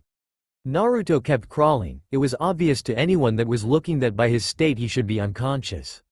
Because regardless of what they think, they are the only thing keeping me sane, said Naruto. Gaara's eyes widened. I know just like you what it's like to be hated for something you didn't ask for, but now there are people I want to protect and now I don't feel so hated. They saved me from my hell, without them I have nothing to live for. Gaara started to laugh loudly. You think so? Maybe you're right, Uzumaki Naruto, said Gaara. Maybe you're right. Gaara was taken away by the sand siblings in an instant. Naruto looked back at Sakura and noticed the sand around her had disappeared. Temari, Kankura, I'm sorry for everything, said Gaara. The sand siblings looked at their brother. It's all right, Gaara, really, said Kankuro, not sure how to react. Why yes, don't worry about it, said Temari. Thank you, said Gaara. The Anbu and Chunin stood around the fallen body of their Hokage. The old man had a smile on his face as he had a spiral seal around his navel. This is terrible, said an Anbu captain. In a time like this we will need to find a new Hokage quickly, said another. Yes, but who? Said the captain. The rain pelted down on the enormous crowd of black. Just about everyone was at the Hokage's funeral mourning the loss of such a great man. Naruto stood amongst the crowd wearing black, with a sad look on his face. Many had given him awkward glances as to why he was here. But how could he not be? The old man had meant more to him than anyone else in the village. Konohamaru was weeping openly in Iruka's arms. Naruto looked at the boy with a heartbroken expression. Slowly, one by one, the villagers placed flowers on the old man's coffin. Naruto placed a red rose on the place where the old man now rested. After doing so, he left the funeral without looking back. Many assumed he was heartless for not staying to pay proper respect. But what none of them saw were the tears flowing from his eyes as he left. Naruto walked through the quiet streets of Konoha. Nobody else was there, they were all still at the funeral. He looked up at the now broken village. The sand and sound attack had done much damage. He couldn't help but wonder who the new Hokage would be, and if they would be worthy of the title. "Jiraiya, we want you to be the next Hokage," said the female member of the village council. "Sorry but no," replied Jiraiya. "Do you turn your back on the village, Jiraiya?" said the older male of the council. "No, nothing like that, I just wouldn't be a very good Hokage," said Jiraiya. "But I can think of another Sennin that would be perfect." "You mean Tsunade, but nobody knows where she is," said the old lady. "True, but I could find her, besides her medical expertise would be perfect in our current situation," said Jiraiya. The council thought about it and finally agreed. "Very well, Jiraiya, you are to set out and locate your old teammate, and bring her back to the village," said the old man. "In doing this I ask only one thing," said Jiraiya. The council looked at him expectantly. "I ask that you allow Uzumaki Naruto to accompany me." The elders did not take this request well as they began heated discussion with each other. "Very well, he may go with you, but he must be back within at least 2 months," said the old lady. Jiraiya nodded. Naruto was changing out of his funeral clothes into what his other ones were. The fact of the old man's death was still weighing heavily on his mind. Once he had finished changing, a poof appeared in his room. Jiraiya stood tall over the white-haired boy. "Hey kid, how you holding up?" asked Jiraiya. "I just can't believe he's gone," said Naruto. Jiraiya looked at him sympathetically. "I know it's hard, but you have to move on," said Jiraiya. "You're coming with me, to find my old teammate. We leave in 30 minutes. Why do I have to come?" asked Naruto. "Because I am going to help train you," said Jiraiya. Naruto looked at him in the eyes, trying to find another motive. "Fine, but why are we looking for this teammate of yours?" asked Naruto. "Because she is going to be the next Hokage," said Jiraiya. Naruto's eyes widened. "Pack only what you need to." Jiraiya disappeared with another poof, and once again he was alone in the room. He grabbed his katana as well as his wallet. He placed a pack already with some spare clothes over his back. He then rushed out the door. Sakura and Sasuke were walking side by side on the empty streets. This was almost a dream come true for Sakura. Now if only he would talk to her. "Hey Sasuke-kun, I just wanted to say thank you for saving me from Gaara," said Sakura. "Actually, I didn't save you, it was Naruto," said Sasuke. Sakura looked a little surprised by this. She didn't even know Naruto had been there. She was knocked out for most of the time. "Oh, I just thought that, since you were the only one I saw there," said Sakura. "No, I was too weak to defeat Gaara," said Sasuke, gritting his teeth. "But the Dobi defeated him. He's getting so strong so fast. Does it have something to do with that ability he used?" thought Sasuke. Before Sasuke could ponder that thought anymore, he saw Asuma carrying an unconscious Kakashi over his shoulders. He immediately followed them to the hospital, to find out what happened. He ran up to the room Kakashi was staying in. In the room several Junins were gathered. Sasuke was about to ask what happened when a Chunin ran into the room. "Is it true, has Itachi really come back to the village looking for Naruto?" said the Chunin. Everyone froze as they looked at Sasuke, who had just heard the news about his brother. He immediately ran out of the room to search for Naruto. He ran through the entire village only to learn that Naruto had left with a strange white-haired man. Sasuke ran out of Konoha towards the nearest village, where he was certain Naruto would be. Naruto was meditating in the hotel room Jiraiya had rented for them. Right now he was mad at the pervert for taking all of his money with him. A knock on the door brought Naruto from his thoughts. Who would be visiting? He thought. He walked over to the door and slowly opened it. When it was completely opened, two tall figures wearing black cloaks with red clouds on them stood in front of him. "Are you Uzumaki Naruto?" asked the tall one. "And what if I am?" replied Naruto, not sure of what to do. You will come with us," said the shorter one. Naruto looked at him and his eyes widened. He looked an awful lot like Sasuke, only older. The man had his Sharingan eyes blazing. Naruto instantly remembered the only other surviving Uchiha, the one that had massacred the rest. "Itachi," said Naruto, his breath being caught in his throat. "Itachi," shouted a figure from down the hall. Naruto turned and saw it was Sasuke. "Today I kill you," said Sasuke as he activated his Sharingan eyes. He then proceeded in creating the Chidori and charged his brother. Before Naruto could blink, Itachi was holding Sasuke's wrist. A small snap was heard and Sasuke screamed in pain. Why are you still so weak?" he asked Sasuke. The younger Uchiha looked at his older sibling, hate radiating from his eyes. Itachi picked him up by his throat and pushed him against the wall. He looked into Sasuke's eyes and suddenly Sasuke screamed out in pain and fell unconscious. "Now that you've had your fun, Itachi, we should grab the brat," said the taller of the two. "Yes, Kisame, I think you're right," said Itachi, taking a step towards Naruto. When Naruto was about to fight back, he saw someone else appear next to him. "You will not come near this boy," said Jiraiya. "So the brat is under the protection of a Sennin," said Kisame. Jiraiya performed some quick seals and slammed his hands into the ground. Suddenly the whole hallway turned into what looked like the insides of a creature. Both Itachi and Kisame began to run away from Naruto and the pink-like substance rose up and began to chase them. Itachi turned the corner and the only thing Jiraiya and Naruto saw was black flames appear from around the corner. The two had escaped, a fact that Jiraiya wasn't happy about. Guy appeared not long after and took Sasuke to the hospital to treat his injuries. Jiraiya turned to Naruto. "We're leaving, now," said Jiraiya. "Who were those guys, and why did they want me?" asked Naruto. Jiraiya paused, not sure if he should answer. "They are members with a group known as Akatsuki, and they don't want you, they want what's inside you," said Jiraiya. Naruto took in this new information. He couldn't believe he now had to worry about some evil organization coming after him.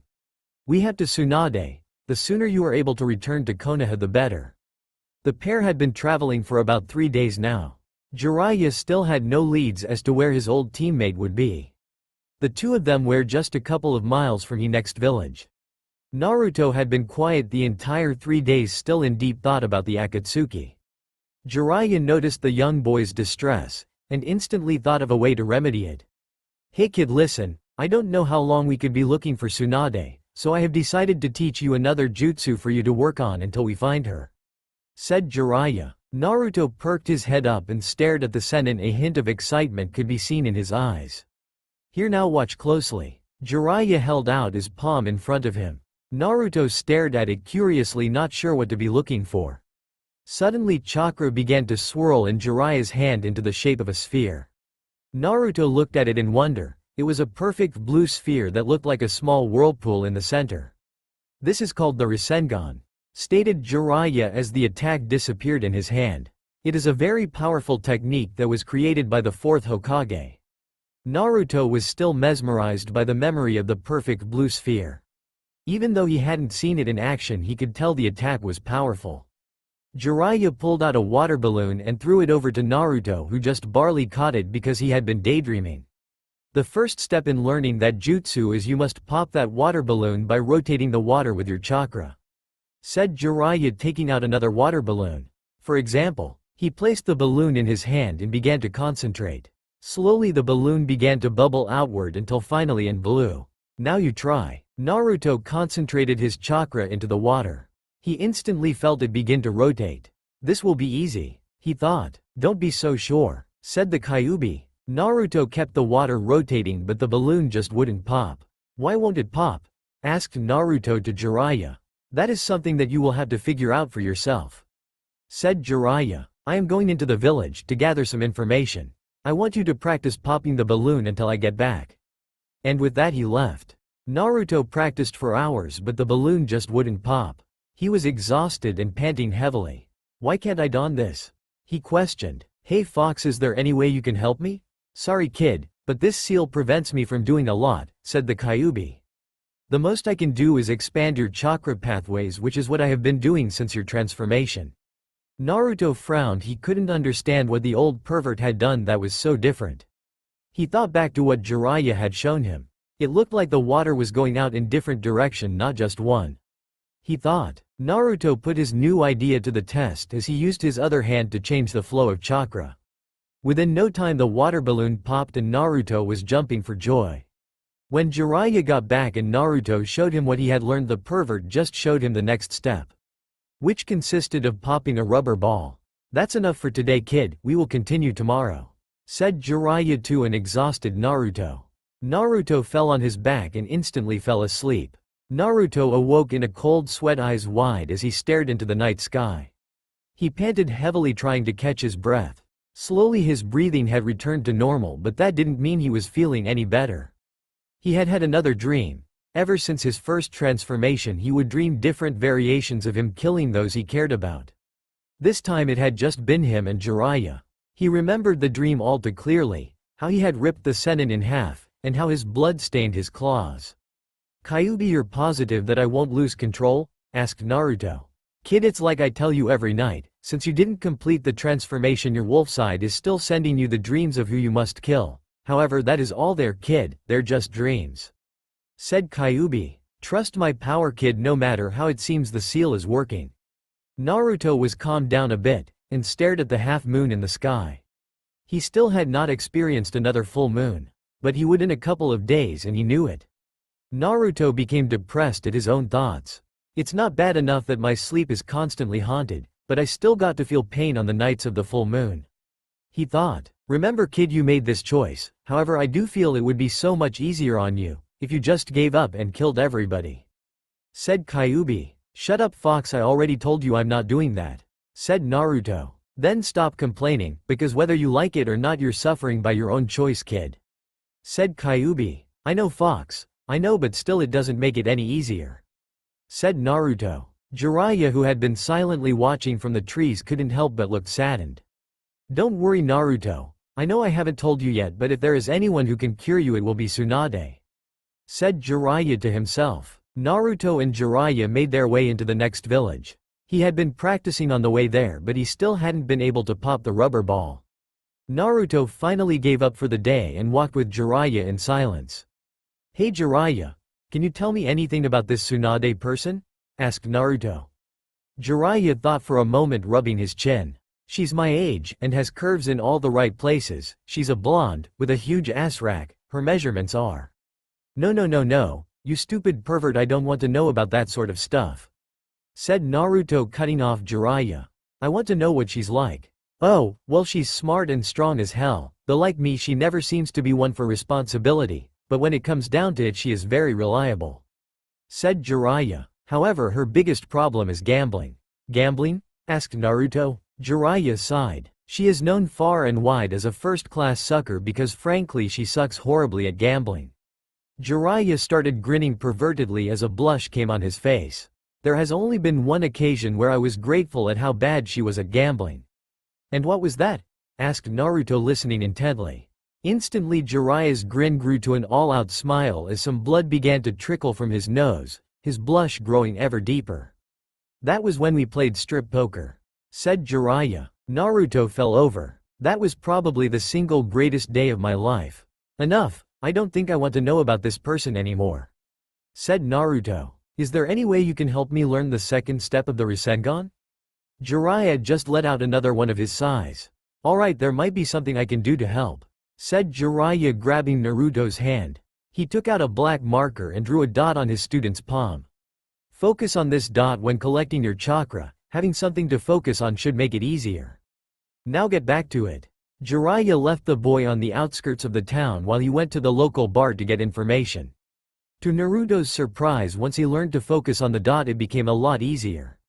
After a couple hours he finally achieved his goal of popping the rubber ball. Naruto passed out not too long after that with a smile on his face. When Jiraiya came back he found a decimated training ground, and a happy Naruto snoring as he slept. Jiraiya and him were on the move again, this time having a good idea as to where Tsunade was. Naruto had been taught the third stage of his training and it proved to be more difficult than the first two. He was still nowhere near mastering it and they had been on the road for almost 2 weeks now. The two slowly trudged into another village, this one being quite large. They made their way through the center when they saw some people running and screaming from a huge castle. "Giant snake monster run," shouted one person. Those words instantly caught the attention of both Naruto and Jiraiya. The two sprung in the direction of the castle with the thought of the snake beast in mind. "Do not be so quick to make your decision, Tsunade-sama," said Kabuto to a tall blonde-haired lady. "We will come back in 1 week for your answer." Him and Orochimaru fled in seconds, not leaving a trace. "Tsunade-sama, you're not seriously considering helping them, are you?" asked a young female with dark hair.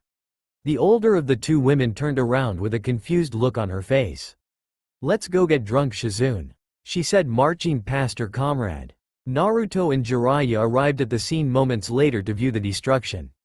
"Yep, this is definitely Tsunade's handiwork, but I can't tell if Orochimaru was really here," said Jiraiya. "He was," stated Naruto. The white-haired Sennin gave him a questioning eyebrow. "There were 4 people here. 2 of them were Orochimaru and Kabuto, and the other 2 were mostly likely Tsunade and someone else." "How do you know?" asked the Sennin. "I can smell them. There are 4 different scents here," said Naruto. "There are 2 that I recognize and 2 that I don't, so I just assumed on what you said that one was Tsunade's." "Oh, I see. Can you track her down?" asked Jiraiya. "I can try," said Naruto, whiffing the air for the scent. He immediately took off in one direction, the perverted Sennin not too far behind. They traveled for only a couple of minutes before they came to a restaurant. The place smelled of alcohol. Jiraiya took one sniff of the air. "Yep, this is definitely where she would go after a battle," he said. The two looked around the booths for a bit until Jiraiya spotted a familiar blonde. "Tsunade, long time no see." The blonde raised her head up in shock at recognition of the voice. "Jiraiya, you too. Is my past really coming back to haunt me?" she asked. "If you say that, then I assume you have already met with the snake," said Jiraiya, whose tone suddenly became a lot darker. "You also probably have a good idea why I am here." Him and Naruto took a seat inside Tsunade's and Shizune's booth. "Actually, I don't mind telling me," said the medic Sennin. "The old man is dead and the village would like you to be the new Hokage," said Jiraiya. Tsunade didn't look at all surprised by this statement. As a matter of fact, she put on a bored and annoyed face. "Why would I want to become Hokage anyway?" said Tsunade, her voice dripping with sarcasm. Naruto instantly tensed up at this and started gripping the table. "I mean, really, what kind of idiot willingly takes on that stupid position?"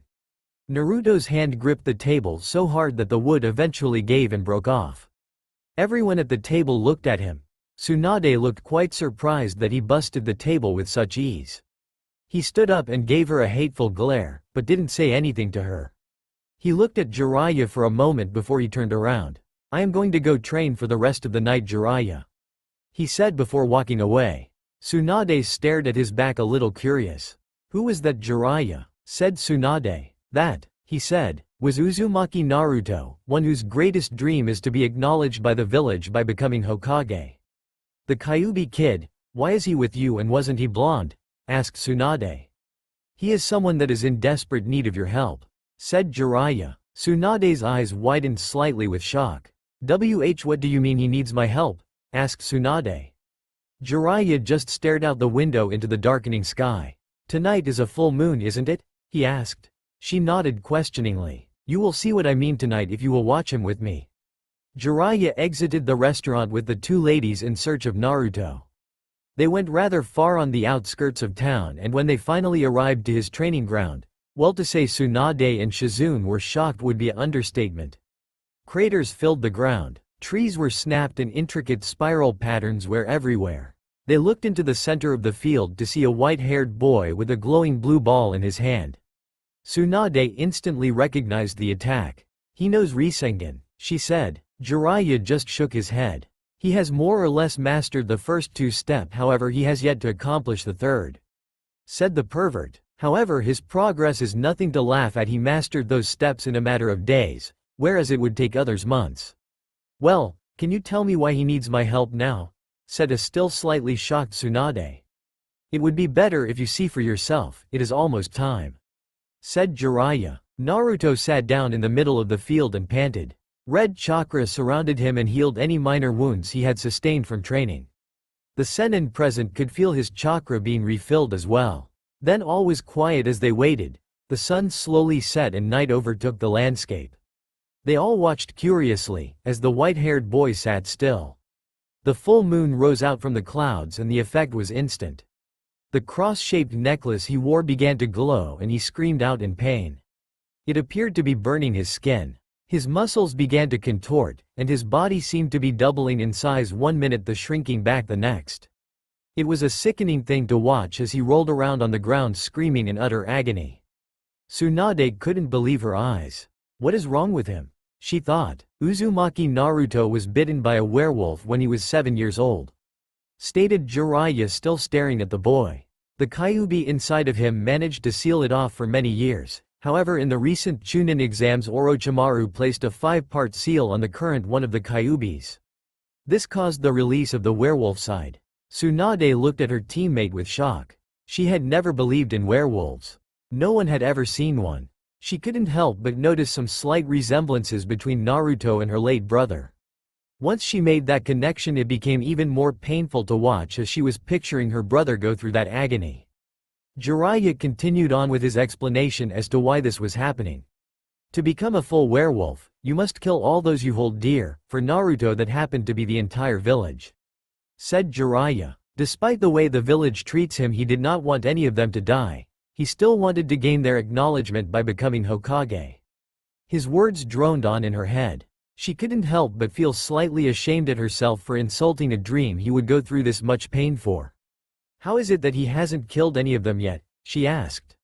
The Kyuubi managed to create a seal for the wolf. That is what the necklace is, said Jiraiya. So long as he wears that necklace, he is human. However, on a night of the full moon where the werewolf side is forcibly pushed out, the necklace causes him great pain to stay human.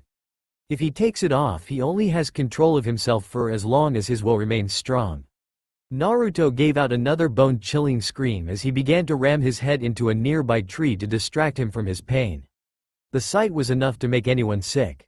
He fell to the ground and grabbed his body as he started to try and hold in his pain. If you become Hokage, you will have access to all of Konoha's top medical facilities, said Jiraiya. Please help him. Is that why you brought him, to use like this? She asked. She didn't notice, but there were tears streaming down her face. Jiraiya hadn't expected her to react this way. He looked over to her partner Shizune and noticed she was in a similar state. No, I just wanted you to see, despite what he does for the village, he is still treated like garbage. The council doesn't give a rat's ass about him, he said with venom in his voice. If you don't become Hokage, you won't gain enough leverage over them to help him. If I became Hokage, they would probably forbid me from granting you access to what is needed to help him. That is why it must be you. She stared at the ground and a tear fell from her eye. She didn't know what to do, but after she heard one final scream come from Naruto, the answer was immediate. Very well, I will become Hokage. However, I have a few things I need to take care of as well before I go, she said. Jiraiya nodded. And that would be? He said. I need to give Orochimaru my response to his offer. I would also like to make a bet with Naruto, she said with a small smile. Regardless of the outcome of that bet, I will still become Hokage, so don't worry.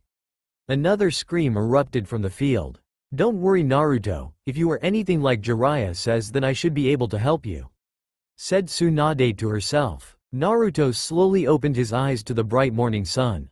He stared straight up at the slow-moving clouds in the blue sky. His body was sore all over. He didn't want to move. He slowly got into the sitting position. Once he was sitting up, he grabbed both his ribs to hold in the sore pain. The full moon had been more intense than he could have ever dreamed. His white bangs fell over his eyes as he looked around. He stood and walked over to his sword and trench coat that he had placed there before the transformation. Even though he never fully changed, his body still would grow in size, tearing his shirt and pants. Naruto stared on at the quiet scene of the decimated training area. A gentle breeze blew across his face and he relaxed. Naruto's ears perked up at the sound of footsteps behind him. He turned around and found the legendary medic Nin behind him. What do you want? He asked, weary from the night before. I would like to make a deal with you, said Tsunade. Naruto turned around fully and stared at her. Tsunade's eyes widened slightly at the sight of his scared chest. I saw that you knew the Rasengan. It's in the developing stage still. Why do you mention it? Asked Naruto. A smile played on the Sanin's lips. I want to make a bet. she said. Naruto raised an eyebrow. I watched you and I have considered going with you to Konoha to become your Hokage. Naruto stared at her a little surprised. Oh, is that so? Said Naruto. Yes, but only if you win the bet, she said. Naruto smiled, thinking of his luck in these sorts of the situation. Okay, what's the bet? He asked. Simple, master the Rasengan by the end of this week, she said, smiling. Naruto's face faltered slightly, thinking of the bet. He gave her a confident smirk. Fine, deal, said Naruto. And to make it a little more interesting for you, if you win you also get my necklace, she said, taking out a crystal attached around her neck. Naruto nodded in confirmation. Tsunade walked away, leaving him to train. So let me get this straight, you'll come back with us no matter what, said Jiraiya. That's correct, I only wanted to see what the kid is capable of, said Tsunade. And if he wins I know that he will not fall prey to this curse, she said, that holding up her necklace. Shizune gave a small gasp. Tsunade-sama, you didn't say you'd give him that, did you? Asked the stunned young Nen. What if its curse follows him? I want to believe in him, said Tsunade. She started thinking of the boy as he howled in pain the night before. Yet he still continued on. I know he'll do it. You're right, said Jiraiya, looking up. If he truly wants to become Hokage, then he'll do it. Naruto stood in the center of the training field, panting heavily. Sweat streamed down every part of him. His white hair had fallen forward over his face, making it go in messy spikes downward. He stuck his palm in front of him and braced it with his other. He started gathering chakra, and when he thought he had a sufficient amount, he took his hand off his wrist and started to use it to form the necessary ball. He got it, but it was the same as always, the flow was too chaotic to form it properly. He then decided to try a new method. He put both of his hands together and tried to create the ball in between. He slowly started to spread his hands apart, and to his immense surprise a Rasengan was forming. He studied it carefully. For some reason it wouldn't get any bigger. He definitely would have to work on this. The deadline is almost up. Aren't you supposed to see Orochimaru tomorrow? Asked the pervert. Yes, and hopefully Naruto will be done by then, she said. Can I count on you in battle? Do you even need to ask? Said Jiraiya. We'll be fine, and if anything you'll get rid of one of Konoha's biggest threats as your first act of Hokage. Tsunade laughed slightly at this. Tomorrow was the day, but for right now, bring us more sake, she shouted out to the waiter. Orochimaru-sama, it's time, said Kabuto. Orochimaru nodded and the two headed for the designated meeting spot. Already waited there were Tsunade and her young charge. Have you decided? Asked the snake. I have, she said bluntly. And, what is your decision? Asked Orochimaru. Tsunade's hands started to glow green with her chakra as she began to walk forward. Orochimaru gave one of his disgusting smiles as he made his way towards her as well. Just as she brought her hands forward to his arms, they turned into a fist. Orochimaru's eyes widened as he leaned back slightly to lessen the blow as he was struck by one of her godly punches. Orochimaru was sent flying across the field. Orochimaru-sama, shouted out Kabuto as he jumped to his master's side. Before he said anything, Kabuto bit Orochimaru's thumb and smeared it across the tattoo on his arm. A huge poof of smoke came into view as the giant snake Manda came into view. Orochimaru, said Manda, you will give me as many sacrifices as I require for later. Very well, will these do for starters? Said Orochimaru, gesturing towards their opponents. Manda gave what anyone would guess would be a nod. Before he could strike though, Jiraiya appeared on top of Gambunta. Well Jiraiya, when this is all done me and the kid are all going to have some sake, said the toad boss. Jiraiya, how unexpected, said Orochimaru. Kabuto jumped off the perch that was Manda's head to the ground. He landed in front of Shizune. Before she could react, he had cut her leg ligaments with his chakra scalpels. Tsunade grabbed a hold of Shizune and jumped away. Kabuto jumped towards Tsunade. She dodged and threw a tremendous punch. Kabuto just narrowly escaped from the blow. It landed on the ground, shattering it as the punch went. Kabuto stared wide-eyed at the force behind the blow. Tsunade kept throwing blow for blow. Kabuto barely escaped each hit. The Sannin could see the look of panic in his eyes as they fought. Tsunade brought her foot down only to have him grab it. She could see he used all his strength to stop the blow, but he still managed to cut the leg ligament in her foreleg.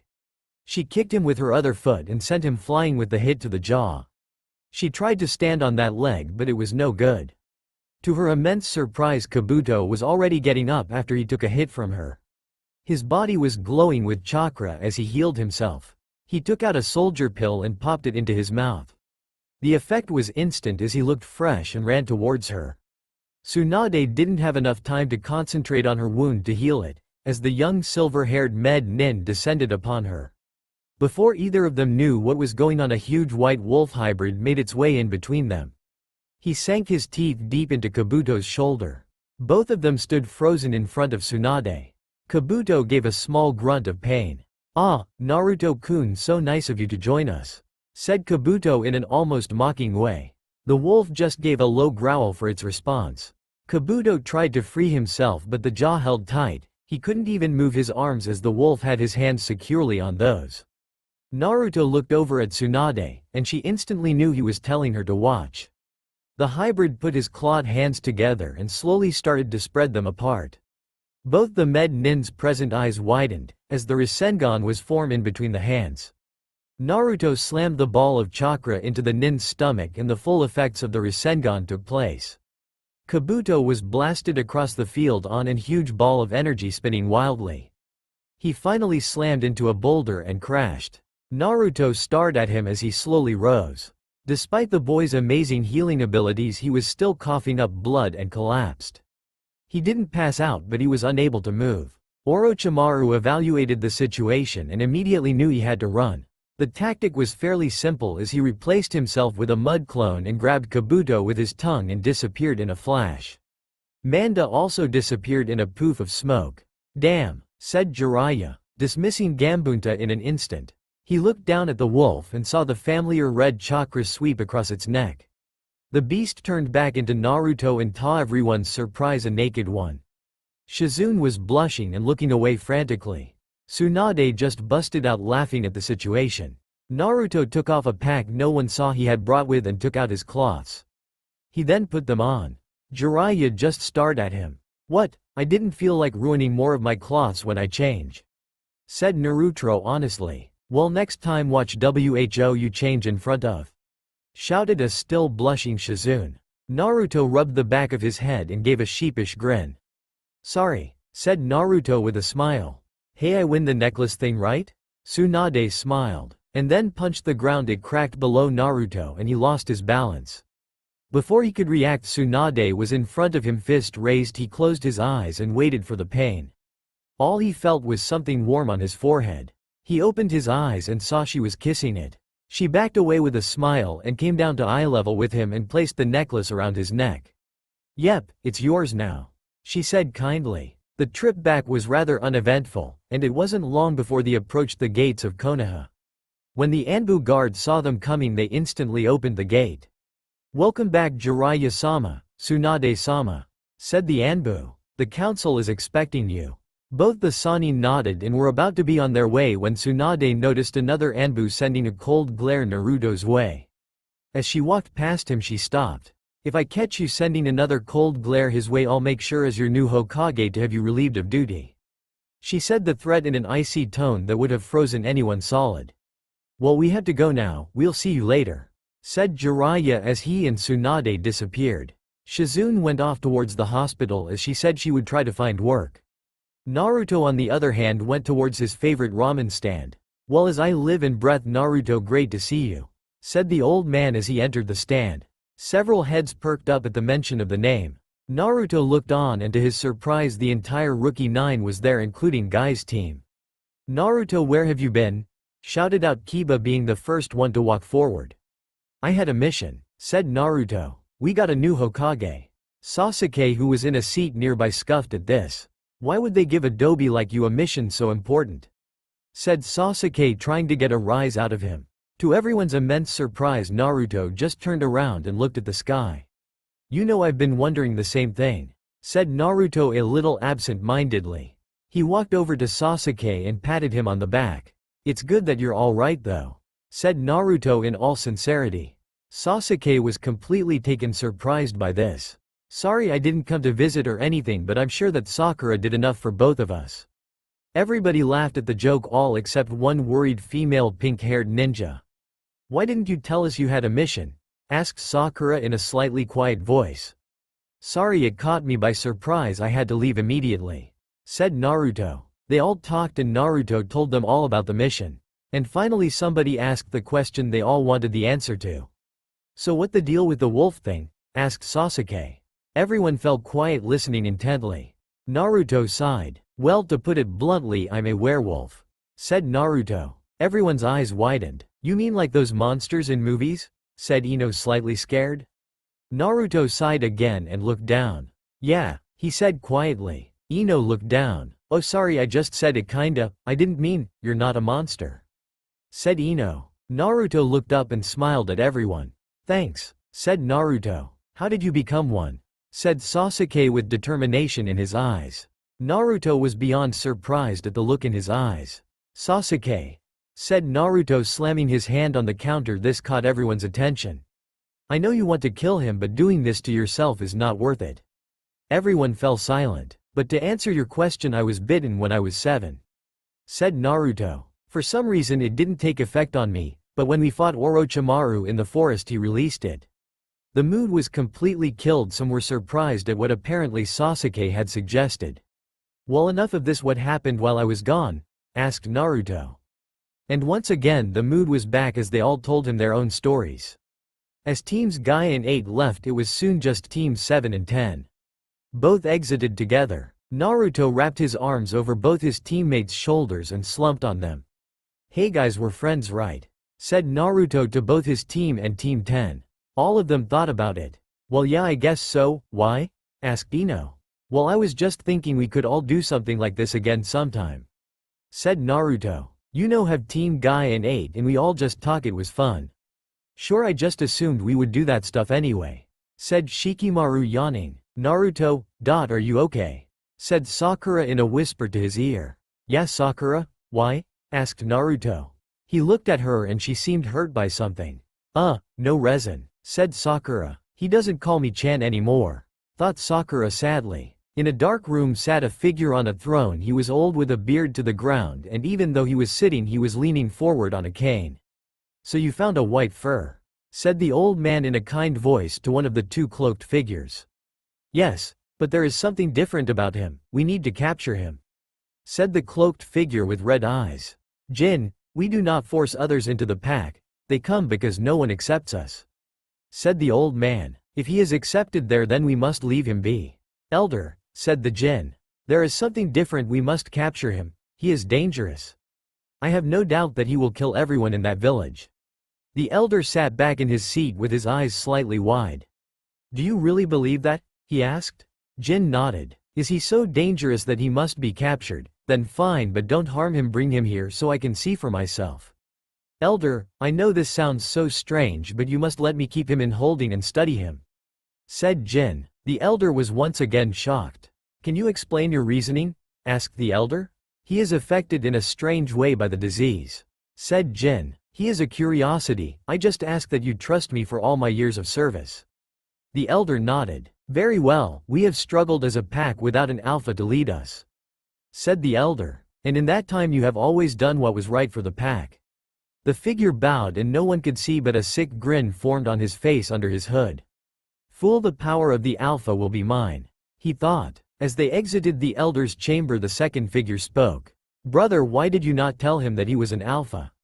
She said, raising her voice. Kira, as my sister I am trusting you to keep quiet, said Jin. Kira took a step back. But, the pack, she trailed off.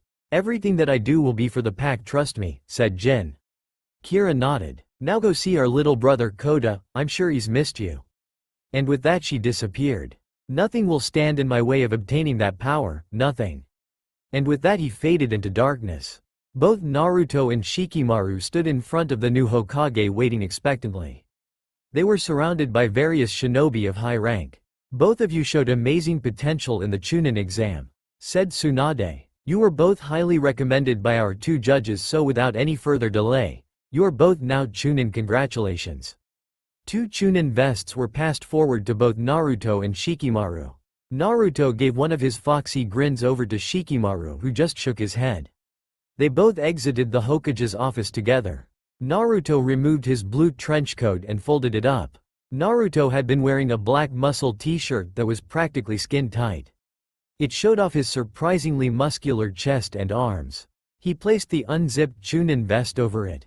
Shikimaru placed his on as well. "So want to get everyone together and celebrate?" asked Shikimaru in an uninterested tone. Naruto just shrugged. "I have some things that I want to take care of. I'll probably see you guys later," said Naruto, and with that he blurred out of sight. Naruto arrived at his apartment and frowned slightly. His apartment was the victim of graffiti. Every inch of it was covered with a new insult. Some had graphic pictures of something resembling a fox. However, Naruto did take notice of one thing: it wasn't as bad as it normally was whenever he would return from a mission.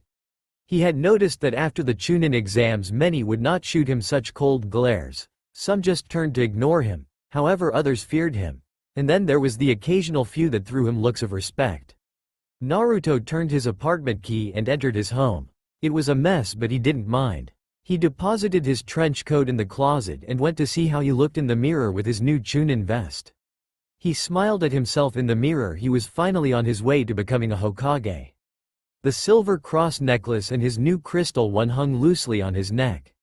Naruto decided he would go visit the third's grave. "You're kidding," shouted out Ino. "You and Naruto are the only ones that got promoted." Shikimaru responded with a lazy nod. Everybody present was a little shocked. "I can understand you, but Naruto of all people," said Ino. "What's so hard to understand? We all saw how much he has improved," said Shikimaru. "I know it's just hard to get the old grinning idiot out of my head. I mean, I thought if anything it would be Sasu."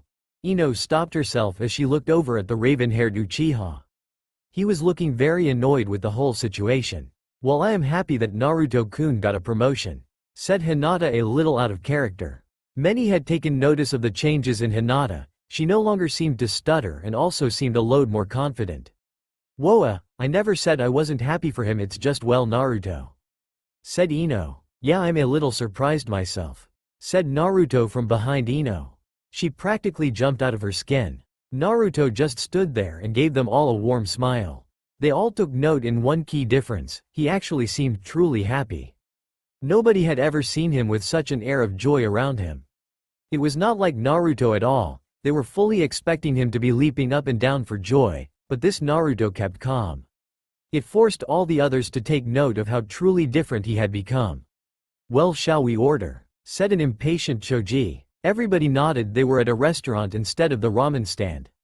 The waiter came by and took all their orders. He looked at Naruto for a second and finally asked what he wanted. "I'm not hungry, thanks," said Naruto. The others raised curious eyebrows at this, as the waiter walked away slightly upset about something. The food came and it looked amazing. The others all began to dig in as Naruto took a sip of some water. Hinata, who was sitting next to Naruto, finally spoke up.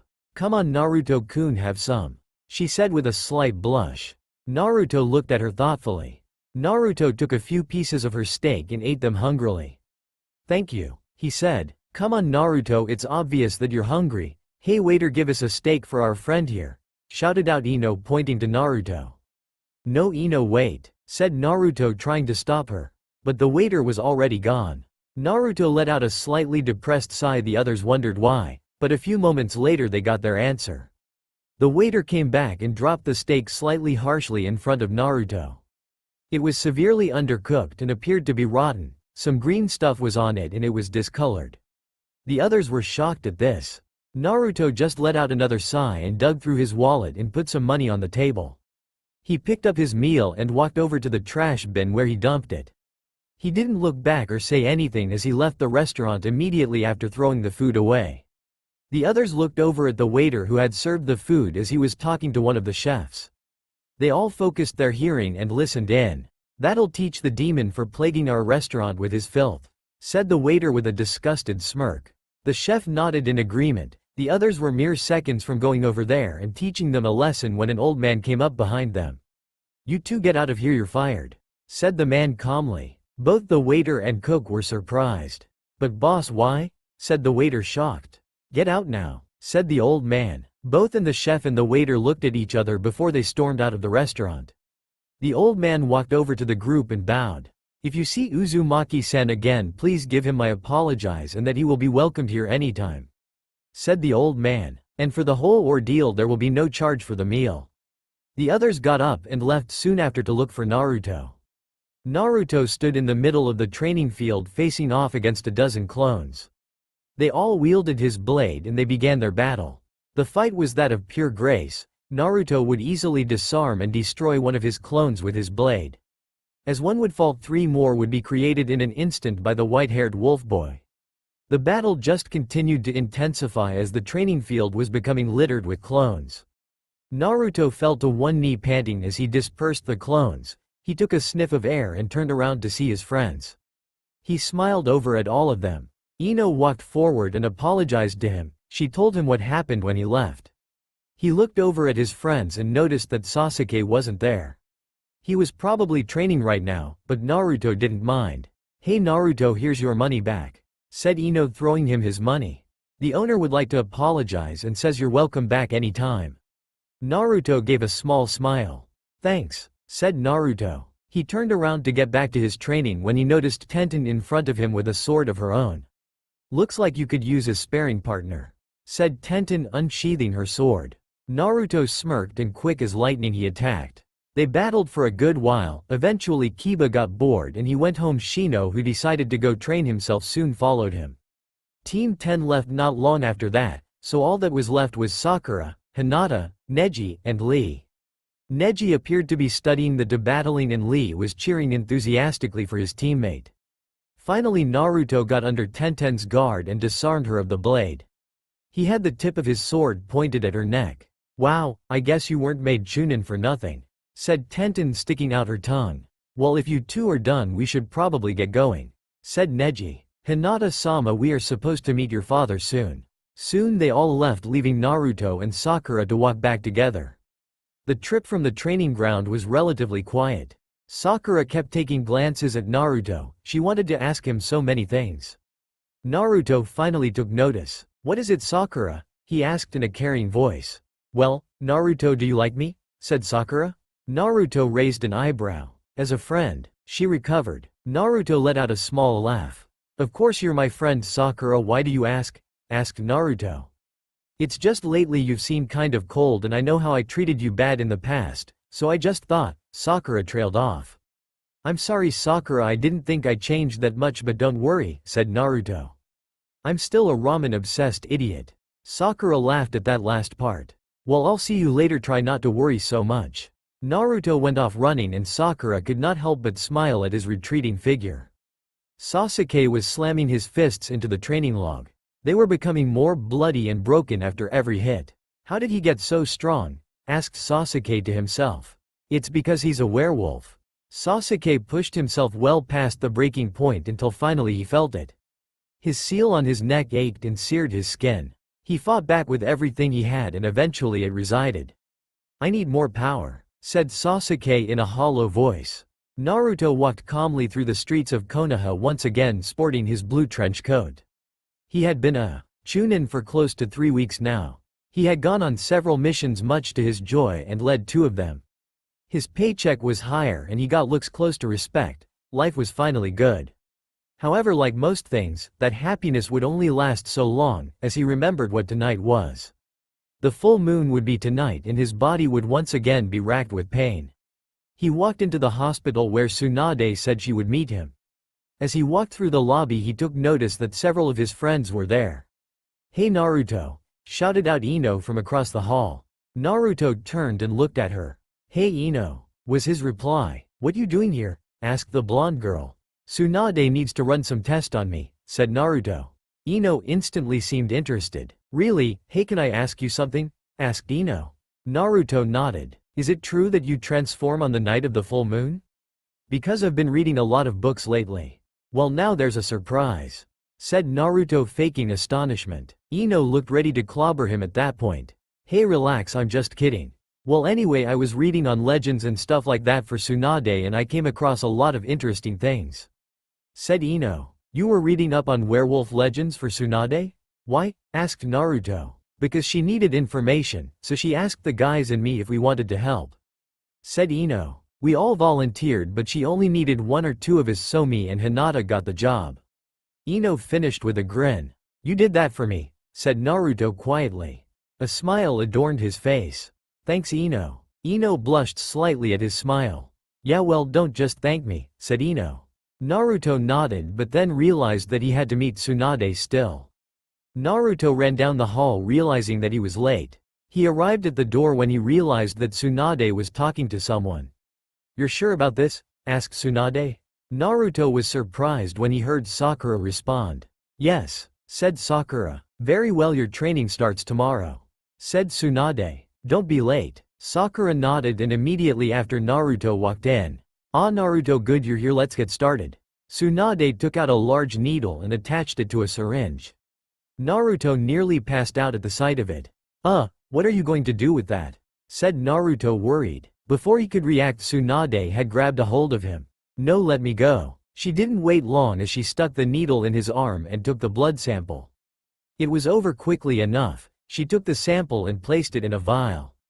I have asked a few of your friends to look up werewolves in stories or legends, said Tsunade. There was mention of a few different things that I think can help you, but I need to do many tests and find the different materials. Yeah, that's great. What's your point? Asked Naruto. My point is I believe I can find a cure, but the fact is it could take me years, said Tsunade. If there is a cure I will find it though, but just keep in mind that it will take a while. Naruto nodded in understanding. Thank you, Tsunade, this means a lot, said Naruto. Tsunade smiled at the boy brightly. Are you ready for tonight? She asked. Naruto only nodded in response. He walked out the hospital door and headed for the forest. However, none other abruptly stopped him than Sasuke. Dobi, fight me, said Sasuke in an icy tone. Naruto looked into his eyes, which now blazed with the Sharingan, and he then understood. The Uchiha needed to fight as confirmation. Very well, Sasuke, said Naruto as he and Sasuke were at the top of the hospital roof in a matter of seconds. Both of them took a stance. Naruto didn't have his sword with him, but he was confident in his taijutsu. Naruto rushed forward and threw a punch, one that was intercepted by Sasuke. Naruto quickly spun around him and threw a kick, this time at the back of his head. Sasuke managed to block it, but the force behind it sent him flying back. Before he could blink, two shadow clones were behind him with wire. They managed to successfully wrap it around his upper body, stopping his arms, but he spun in the air, kicking them out of existence. Naruto was on him again, but Sasuke saw him coming with his Sharingan. He leaned on his back and grappled Naruto's punch with his legs. Sasuke then effectively flipped Naruto onto the ground. Sasuke rolled over to his side and dug into his kunai pouch with his teeth. He successfully got one and stood up. He dropped it from his mouth and let it fall into his hand, which were still bound by the wire, and cut himself loose. He then charged at Naruto and sent a foot towards his head on the ground. Naruto rolled over and avoided it.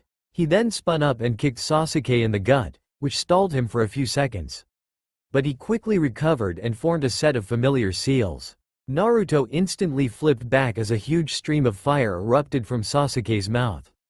It hit him dead on, and Sasuke smirked. However, the smirk disappeared as Naruto disappeared in a poof of smoke. A clone, but when did he? Sasuke was cut off by the sound of someone running up behind him. He took out a kunai and met it with one of Naruto's. They both stared each other down. Sasuke flipped back away from Naruto and formed the seals for Chidori. The familiar sound of chirping birds filled the air as lightning covered the boy's hand. Naruto slammed his hands together and pulled them apart slowly, forming the Rasengan. The two of them charged each other, ready to give it their all.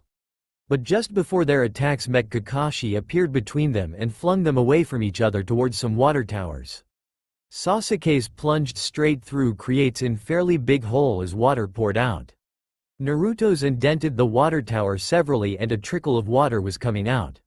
When Sasuke saw this, he smirked. Sakura and Ino were both by the roof's entrance and ran towards them. They both had come with Kakashi. What do you two think you're doing? They shouted in unison. Naruto threw them an apologetic smile, while Sasuke scuffed and flipped away over the fence.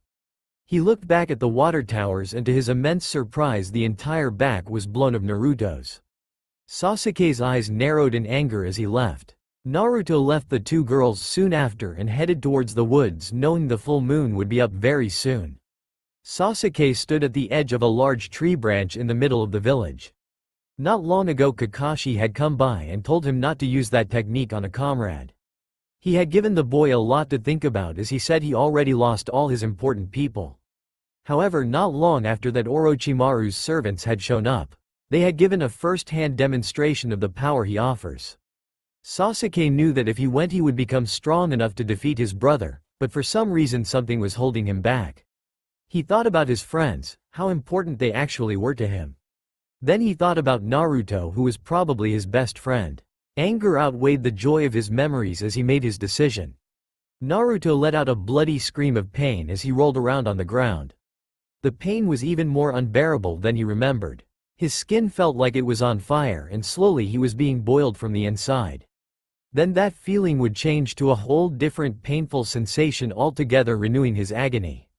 Naruto let out another painful scream before he started to hold it in. He rolled around some more and then stared, slamming his head into the ground. He let out another scream into the air. Sakura stared at the back of Sasuke, tears flowing down her cheeks.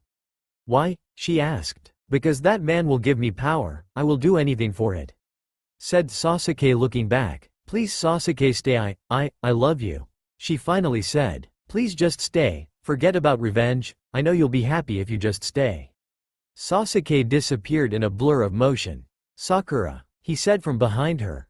"Thank you," and darkness overtook her eyes as she passed out. Naruto slowly opened his eyes to the light of day. He slowly got up with a feeling of relief at the fact that it was over again. As he sat up he heard someone panting behind him. He turned around and saw the face of Ino. "Ino," he said, throwing her a questioning glance.